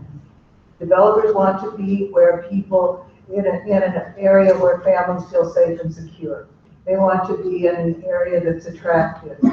It just seems very sad to me that Seaside has inherited a wooded area that sand that those trees have adapted. Those trees are communal. They've grown over many, many years. And the first great number of trees that Seaside has. And it just seems to me unusual that we would want to chop all that down, not knowing about what those trees do to our air quality or what the habitat does for us. And it seems that if we were to develop closer in and really focus on what we have and what our residents have and pull our city together, that it would be a better place. Thank you. Alan Groves at Seaside again. Here's the traffic issue that I was raising before. I realize that the EIR is kind of a dance And in many respects, it's not realistic as an estimate of what's going to happen to the environment. And the traffic study is one aspect of that. It's not very hard to estimate the traffic that's going to come from single-family homes, from those Section 8 houses, and from the market rate houses. We have a lot of those, we know how that works. Estimating what's going to happen to the horse park turns out to be a lot more difficult. How much traffic is going to come from all of those horse park meetings that they've been promising us, conventions from all over the place? Well, in order to estimate that, the traffic engineer did a study on a horse park in Southern California, in San Juan Capistrano, I think. It's an interesting place. It isn't a very, let's say, not a very attractive site, at least I didn't find it so. Anyway, they took a period of 4 consecutive weekdays in December, shortly before Christmas, and they looked at the in and out traffic each day at that horse park. And they found that on average, the horse owners there came in about every 2 days to check on their horses. Were they being watered and fed, exercised, and so on? They were a lot more interested in whether they had all the Christmas presents they needed 5 days till Christmas. They applied that ratio of trips per horse to the horse park here for the whole year, for weekends, for the time when when they're proposing to have all these events. That's the number that you're going to have for the horse park with all these people coming in. It's going to be each owner coming in every other day to check on the watering and the feeding of the horses. So it's definitely a biased down estimate of the horse park traffic. If in fact any of this wonderful set of meetings coming to their arenas is actually going to take place. Then you have the issue of the activities at the arena, and I'm going to be out of time before I can tell you how that works. But I invite you to look at that carefully. It is technical. It is not that difficult to follow if you take a few minutes to look at it. That's funny. Daryl Chote. I'm 52 years old. I was a paper boy in this city. Then I started working as a district manager for the Monterey Herald in this city. I've watched thousands grow up and I've watched thousands die in the city. I've worked in every grocery store for the last 34 years in this city. And I practically know almost 99% of every citizen in this city. I served on the city council too for 16 years. So I want you to know I've been here. What is really irking me is I'm seeing people that's been here less than 5 years come up here and tell us that trees are more important than our kids. Trees are more important than anything we have in this city. Thank you, Mr. Bryan. I remember when we had the meetings and we grabbed almost 300 to 400 kids and we showed the plan and all of those things I see up there. I see the swimming pools. Look, you go to Monterey. They want to charge you $30 to swim if you're from Seaside. But because you're in Monterey, you pay $5. We don't have a swimming pool. We don't have an indoor basketball court. We have nothing in this city for our young people. My kid goes to Sac State, and I was talking to him and telling him I was going to this meeting and all. And he says, Dad, there's nothing back there in Seaside. I'm not coming back. That's what's been going on in this city for a long, long time. Our young people leave and don't come back because we have nothing to offer them. Nobody here. We have nothing to offer none of these young people. And that's why they leave. Look at this room. Why do you think it's all old folks? Sorry, y'all better recognize it. Why do you think it's all old folks? And all only worried about trees. Now, Fort Ord Wild, I don't know you. If you're part of it, I'm talking to you.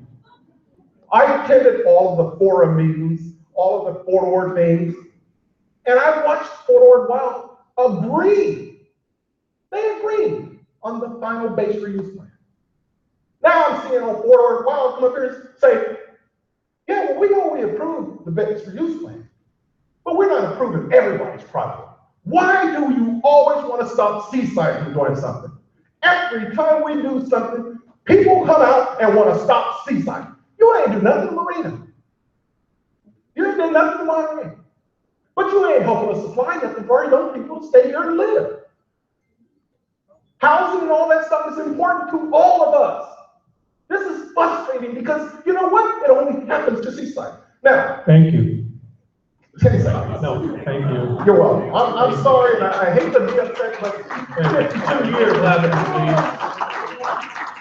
please. This is a theater, it's a council meeting. Are there more people that want to speak? Please line up. Let's get this thing moving. Come on, line up. We still got council stuff to do. Move it on, come on. Thank you. Thank you. My name is Catherine Crockett. I'm a 16-year resident of Seaside, and I have serious concerns about the economic feasibility of this project. The horse racing element was already a very questionable economic driver, and now that's gone.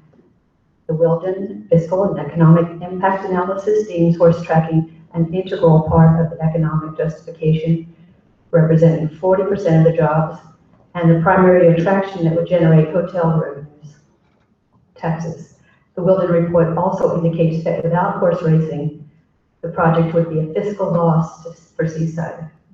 There's no analysis that would suggest that other uses will replace these equestrian jobs and revenues, despite the report by the applicant who sort of glossed over this gap. Thank you. Mr. Mayor, members of the council, my name is Akin Miller. I was a 35-year resident of Seaside. I moved to Monterey about 7 years ago, but my heart is still with Seaside. I think we're here tonight to only discuss this 2,000+ EIR report. And I would urge that you consider to approve it and also to approve the specific plan and the general plan amendment. I know there are a lot of things that I found wrong with the present project, the horse park. I'm not really in favor of horses or the horse park, but the EIR does provide for alternatives. And I would urge you to go ahead and approve the EIR because it provides a basis for our growth over the next 20 or so years. We're forgetting about that. And I think the idea of if you were to not approve it on behalf of the trees, then it sends a bad signal to other developers who may want to come to the area. My name is Sylvia Shi again. I am a little bit disturbed on this, that a lot of communications thinking that protecting the environment is against the citizens of Seaside. Let's assume it goes ahead. The citizens of Seaside need to find out if there's any insurance if the project doesn't come to fruition, or if the housing is too expensive, the people in Seaside still couldn't get into it.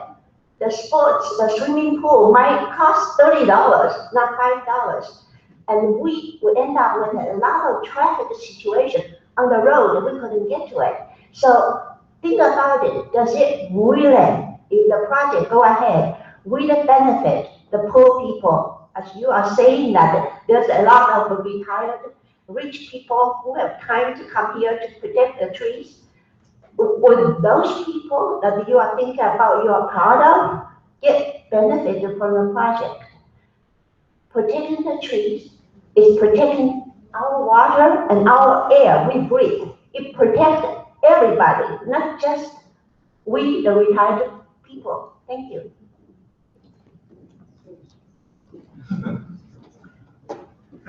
Hi, I'm Natalie and I'm a Seaside resident. I just wanted to make a couple comments. I am a working class person. I do raise a family here in Seaside. And my children do long to come home so they can use the wildland and the parks that this area is so rich in. My kids can't wait to come back and walk and hike and use these wildlands.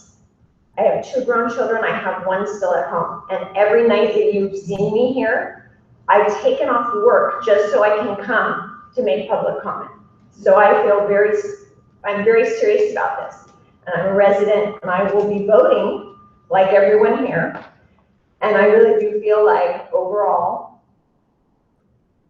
we're just being placated so that this rigged system of voting can happen and that Monterey Downs can be approved.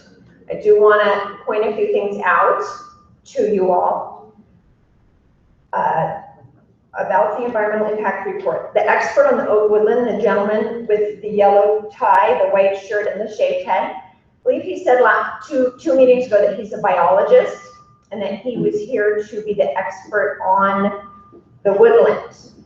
He stated he has not ever been to the property and he could not compare that property when asked by Mr. Oglesby to the Fort Ord National Monument because he hadn't been there. He's from San Diego. This is our expert. He did, however, accurately state that the land is considered rare coastal live oak. It is rare, it is unique, it is different from the other land. I would like to point out that Ms. Palmer drew a false conclusion from the environmental impact report when she stated that 93% of the trees on the 711 acres are dying. That is absolutely untrue. No, she also stated no one wanted the land. Well, in the early 90s, when this plan was developed, no citizen here that wasn't part of the military could visit the land. No one could look at the land because it was owned by the military. It was off limits. It had not been cleaned up. No one had any idea what the inherent value of this land was. And also, why is someone from Fora not here to respond to our comments and questions? I called Stan Cook. He told me that the land has been completely cleaned up and there's no further cleaning of the land for munitions. He's just waiting for the final remedies, which will be things like someone to, in perpetuity, educate anyone who might use the land for safety, since there were munitions on it at one time. Also, the job stats mentioned by Ms. Palmer, the ones that specifically pertain to the 1,177 construction jobs are not local contractors, and they won't even be from Monterey County. Thank you. Can you hear? Good. I'm Camille Groves, resident of Seaside. And I have a variation on some of the observations that have been made, as well as some new things. We see many residents from outside of Seaside coming to this city to advocate for downs. And I have to ask, just how would Pebble Beach or Carmel Valley vote on a down proposal in their backyard? I can guess. Not long ago, Carmel Valley turned down a dog park on a much smaller parcel, citing traffic congestion and unsightly trailers as major objections. Now, just imagine the number of unsightly horse trailers on 40 acres of parking. In Pebble Beach, the equestrian center has shrunk drastically. Why is that? Many reasons, but among the top ones are that the food and wine weekends are more lucrative than stables and arenas, and at least for a while, so is the golf academy. And don't be blinded by the allure of jobs at Downs that end when the project is finished, and by later jobs that are dead end. Take a long look at the significant and unavoidable impacts of the EIR and ask yourself, do I really want to subject Seaside to the generation of significant greenhouse gas emissions? long-term impacts on air quality, depletion of groundwater supplies, and potentially unacceptable traffic levels. In the face of California drying out and burning up, and climate change a reality, ask yourself, do I really think it's okay to willfully cause significant negative impacts? Do I really think it's okay to willfully destroy 50 landmark trees, thereby wiping out their potential as the centerpiece of a tourist destination? Imagine for a moment the Monterey Fairgrounds with the landmark live oak trees that are there, but imagine them gone, every single one of them. It would be a wasteland. The value as a venue of the Monterey Fairgrounds would plummet. Now, you all asked about what else could possibly be done on that land. Take a look at the neighboring city of Watsonville, which is seeing a huge turnaround.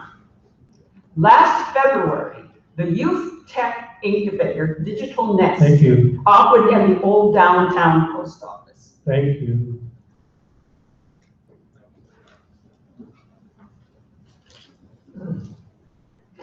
Can you hear me? My name is Sid Williams. The first thing I'd like to do when I speak to you tonight is to thank the City of Seaside, the council that sits now, and councils that have come before for their long-term and unabated support of the Veterans Cemetery. This has been seen by the fact that they donated land for the cemetery to be on. It's been shown by their agreement to an MOU for the sale of the endowment parcel, which is part of the cemetery land, so that the cemetery will get the money for the sale of that land, not the government agency. And now we come to you to ask to continue that support for the Veterans Cemetery. You have 3 projects tonight: Monterey Downs, Monterey Horse Park, and the Veterans Cemetery.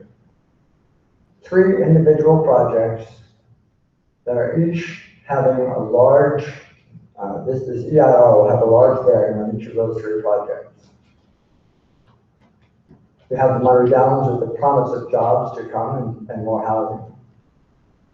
You have the Horse Park with enormous potential for tourist dollars coming into the city of Seaside, and the cemetery. And people saw in the paper and on the news that we just opened the cemetery on Tuesday, and that's true, we did.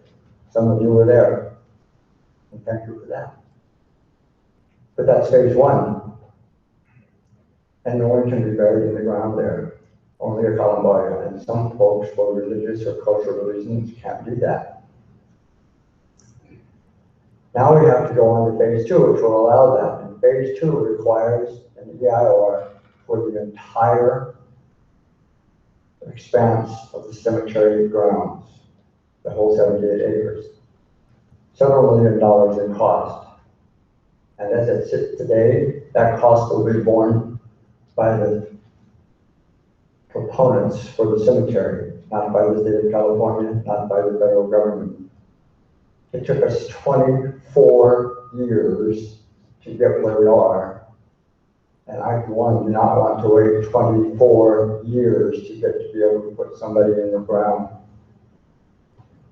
We need the endowment parcel to pay for the long-term maintenance and operation of that cemetery. You cannot fulfill your obligation on it if it can't be developed. I strongly urge you and beg you to approve the EIR tonight and to do what you need to do to move this project forward. Thank you. Hi, my name is John Farrow. I am an attorney representing Landwatch Monterey, California, Monterey County.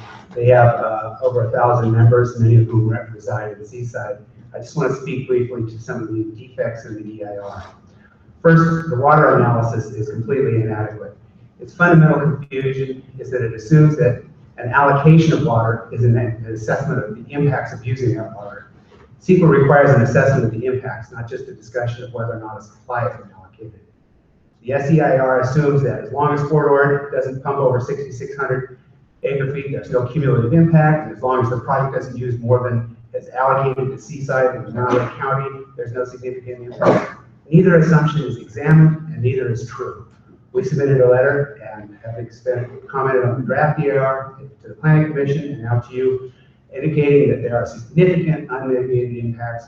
Any additional pumping is going to cause impacts. You're obligated to assess that, and the EIR doesn't do that. It is defective.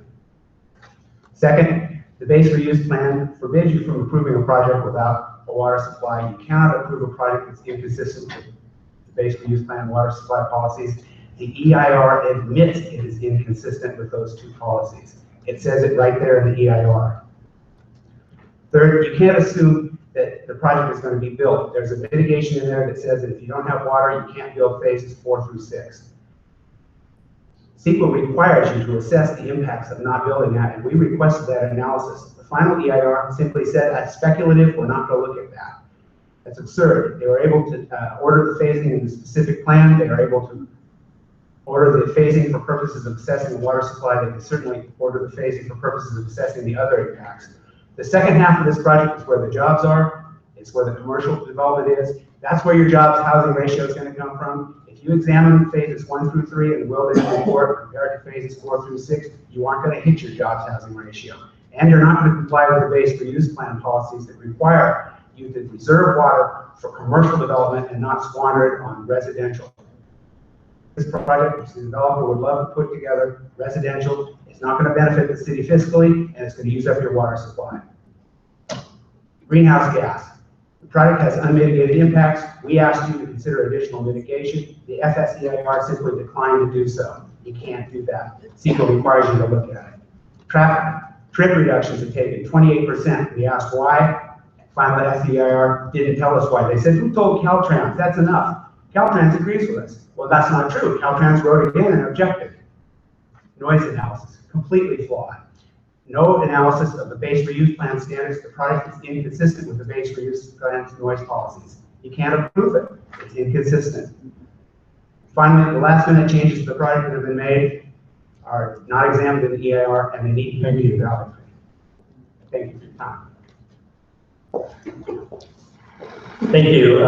Mike DeLappa, representing Landwatch, as John said, we have over 1,000 members, many of them living in Seaside. And Landwatch opposes this, I think, for a whole variety of reasons, many of which I've spoken to before: the impacts on water, traffic, the risks financially, legally, I spoke with your planning commission about all the risks that I think the city faces. But really, I guess I want to ask the question tonight: what kind of community do you want to develop? Do you want to develop a community and do you want to develop economically from the top down, or do you want to work with your citizens and go bottom up? And I think, my friends who work overseas in economic development, that work in many other areas in economic development, I mean, there are two very different models.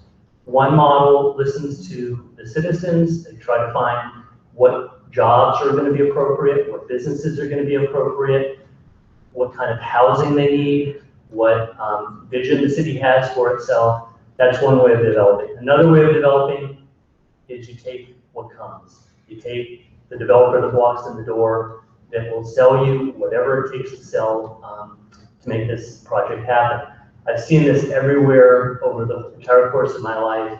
In every city I've lived in, this project is no different than every other large development that comes to a city that doesn't tell the developer what they want. So I urge you tonight, think of what your community wants and make that the kind of community you have. Don't succumb to what a developer brings to you.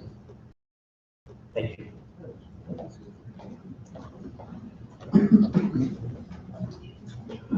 Mr. Mayor, members of the City Council, Molly Erickson, attorney with Stamp Erickson, on behalf of Keep Fort Ord Wild. The project should be denied, and the AIR should not be certified. We have submitted a letter and evidence to you tonight. There are copies for each of you of the letter. and of the evidence. We join in the opposition statements just made by Landwatch, by the last two speakers. This has been a very confused and confusing meeting. There's not been in the public interest to have the public be told by you, Mr. Mayor, that hurry up and get on with the public comments because the council has business to do. Mr. Mayor, this is the council meeting. This is public comment. This is public participation. That's what it looks like. Maybe it would have been easier to have the vote first. Maybe that's what you wanted to do before listening to everybody. But this is what it looks like. It's public comment. It's people speaking from their hearts. It's people submitting written comments for you to read. And I urge you to read everything we have submitted before you act. Instead, what we got was, like I said, a confusing meeting. We got an incomplete and very rapid and essentially impossible to read PowerPoint presentation from staff with the lights fully on. The pale text was virtually illegible. I have no idea what it said. During that, staff did recommend a change to, it was number 16 of their changes. It's completely inadequate. It was not up on the PowerPoint as I could see, and ineffective to ensure maintenance in perpetuity, that mitigation was not in the environmental impact report, and we were not given an opportunity to comment. We object to that.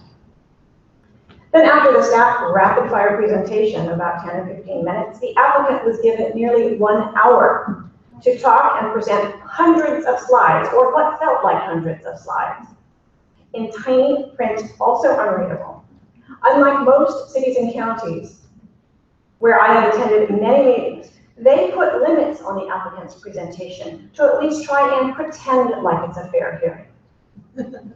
Here tonight, absolutely no limits. The applicant could speak as long as she wanted. And instead, after that's over, you have cut the public off repeatedly at 3 minutes sharp. You didn't want to hear from them. You didn't want them to present a lot of information to you. You wanted to move on, move on. That's really unfortunate, Mr. Mayor. I urge you to read the letter again and the evidence submitted. Again, we have copies for all of you. Please read it before you act. Please think about everything that has been said before you act, from everyone who has spoken to you from their hearts, who's gotten their courage up to come and do public speaking, which is very difficult for most people. I appreciate those of you who have listened, and I urge you to take your time. This is an awful project. It is wildly unpopular. At least 2 county supervisors have essentially, well, one's been kicked out and the other one didn't get elected. This is a job. This is a project that people don't want. And yes, Mr. Mayor, thank you.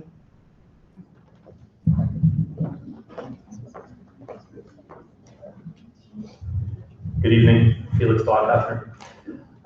Thank you for holding this public meeting. Thank you for reformulating it as was really required. I haven't been paying enough attention to the cumulative impacts of this. There was a very telling slide here that this development accounts for about 20% of the mitigation that has to be paid on the former forward. Theoretically, that means if the other developments are proportional, there's going to be 4 additional developments the size of the Monterey Downs. That may be fine with us as a community, particularly for Seaside. We may want that. Mayor, you're fond of saying Seaside first. That's fine. But we need to be very cautious as we move forward, because we certainly don't want to have Seaside giving the finger to the rest of the community. We are not by ourselves first. We are members of the larger peninsula. We need to make sure that we develop accordingly. And of course, not all of those lands are in Seaside. So we might say it doesn't really matter. It's the other community's problem. But we're part of a team of all the peninsula cities, so we need to be cautious. Now, I'm going to speak on the reality that probably 3 out of the 5 of you are going to vote for this tonight. And so please don't infer my support or opposition to Monterey Downs. I think I've been very clear on that for the last many years as mayor and also as a candidate. What I think is very important to discuss is that you could be exposing the city to great liability if you don't do this process properly. So, Mayor, you've mentioned that we're going to be sued anyway. That may be true, but let's not load the gun. If indeed you want to approve this, make sure you do this properly. One of the things that you're asked to do by the staff report is to find a statement of overriding considerations. Since the EIR says there's unmitigatable circumstances. Terry Whistler Adam has given you a whole litany of examples of how this proposal is theoretically at least quite a bit smaller than what the 1997 base reuse plan allows for. That's what we need to hang our hats on. And I say this just because I want to make sure that if we get sued, it's not an absolute bloodbath. I'm very concerned about the fiscal impacts of those potential lawsuits coming down the pipe against this project. So I hope you'll consider that. Certainly you're right to make those overriding considerations the reason for approving it. But keep in mind that with the exception of the economic benefits, everything that's been put into the record so far has indicated a reason for denial. There have been no reasons for approval given from an environmental basis. Seeing no other people at the mic, will close the public comment period. And since I was personally addressed, I'll respond to that. Everybody got their 3 minutes. What I was asking for people to do was to line up. Because if you're sitting in the back and you're waiting till the last minute to get up here, you're gonna miss out. Now, maybe you took that wrong, Ms. Erickson, but everybody got their 3 minutes and they were all heard. Not more than 3 minutes. Well, it does, you know, not discussion.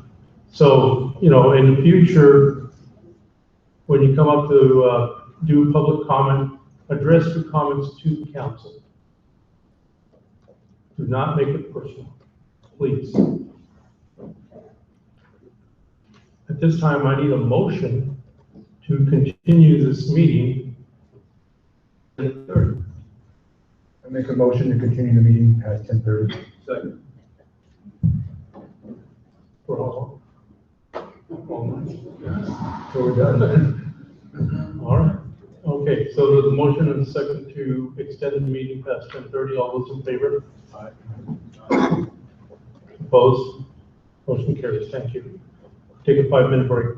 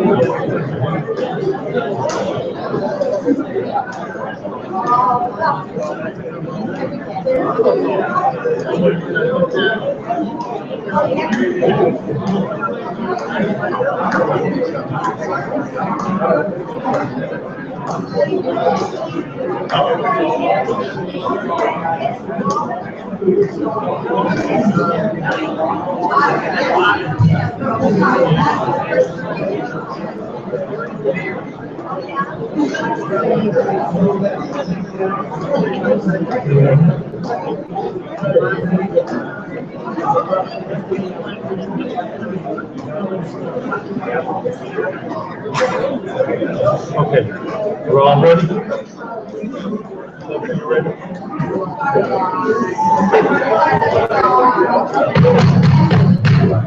Let's bring this back to order. Thank you. Take a seat. Okay, we want to hear from our council in regards to some of the comments. Good evening. Thank you, Mayor and council members. I'd like to address briefly the letter that has been submitted by Stamp Erickson this evening. It's dated October 13th. It appears to be an 18-page letter that also contains a listing of documents / evidence, and it lists 54 separate items. There's a CD that has been provided, but obviously given the fact that this was just submitted this evening, there's been no opportunity for staff to review either the letter or the CD. It's also my understanding that one hard copy was provided with some of the exhibits. According to the next to last paragraph of the letter, it states that we are submitting paper copies of much of the evidence, so it's unclear to us at this time whether even all of the evidence that is purported to be included on the CD has actually been provided. And again, given that This was a submittal this evening. There's been no opportunity for staff to review the letter. And it's also my understanding that although there is a policy regarding the timing of submittal, this was submitted at a point that it has not been presented to the council either. And who was it submitted by? This was submitted by Molly Erickson on behalf of Stamp Erickson. Okay. So the question is whether it's a complete submittal? That would be one question that I would have. Again, there's a CD that's attached, but given the current circumstances here, I haven't had an opportunity to review anything on the CD, and the hard copy purports to include only some of the exhibits and evidence. Ms. Erickson, is this a complete submittal, yes or no? Yes. Thank Is you. this on? No. Yes, it identifies what's not on the CD. It's things like the reuse plan, which we figured you already had. Thank you. So, but we have, it's on the CD just in case. Thank you. You're welcome, and I did submit it during the public comment. I'm afraid it was late because I went to I went to City Hall first. Thank you. Thank you. Mr. Mayor, I think it's important to note that I believe it was substantially after this hearing had commenced that the information was submitted to the city clerk. So I think that should just be reflected in the record. Thank you. Okay, so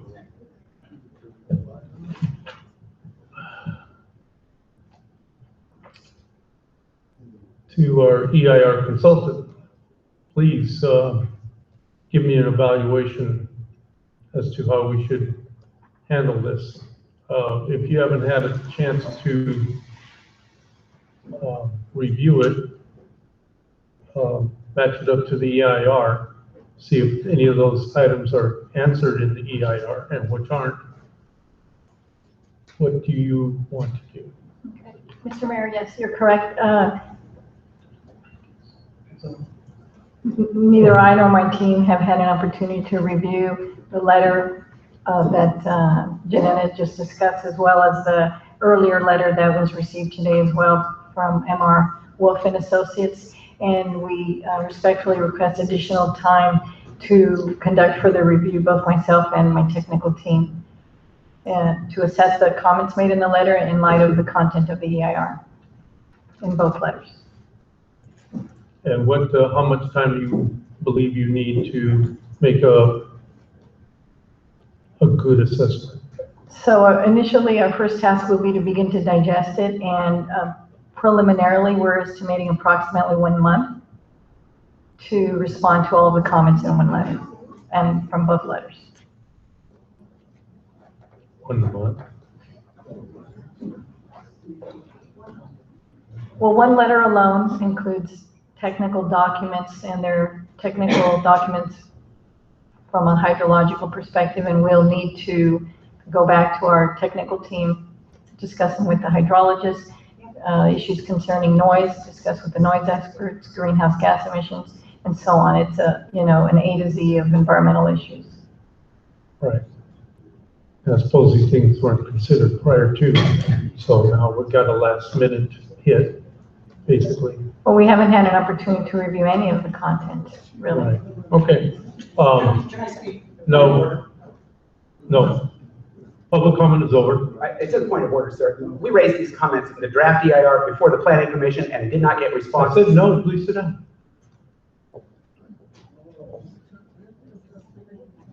Okay, so would November 10th be enough time?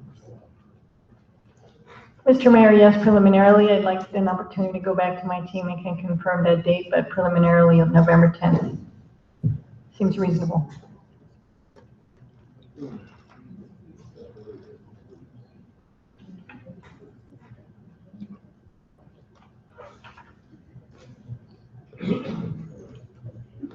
At that time, you would be able to bring back, coalesce all the comments that were made over the last few meetings and answer any of the questions that the council has already expressed. What we propose to do is to attempt to respond to the questions in a similar fashion that we did in the EIR, where we've identified each comment's So both the verbal comments received tonight as well as the hard copy comments, and treat them in the same fashion that we treated the comments received during the draft GAR's public review period, where it's item by item response.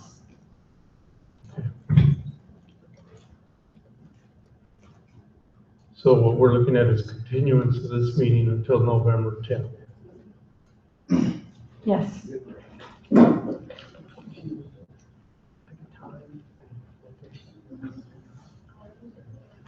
Okay, so,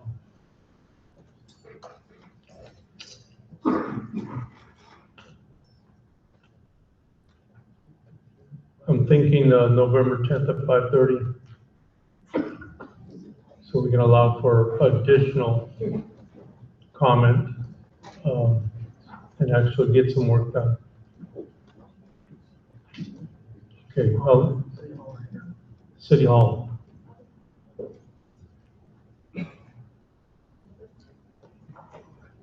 Okay, need a motion. Mayor, I move that we continue this meeting, daytime certain City Hall, 5:30, November the 10th. Second. There's a motion and a second to continue this meeting November 10th, 5:30 at City Hall. All those in favor? Aye. Opposed? Motion carries. Thank you very much.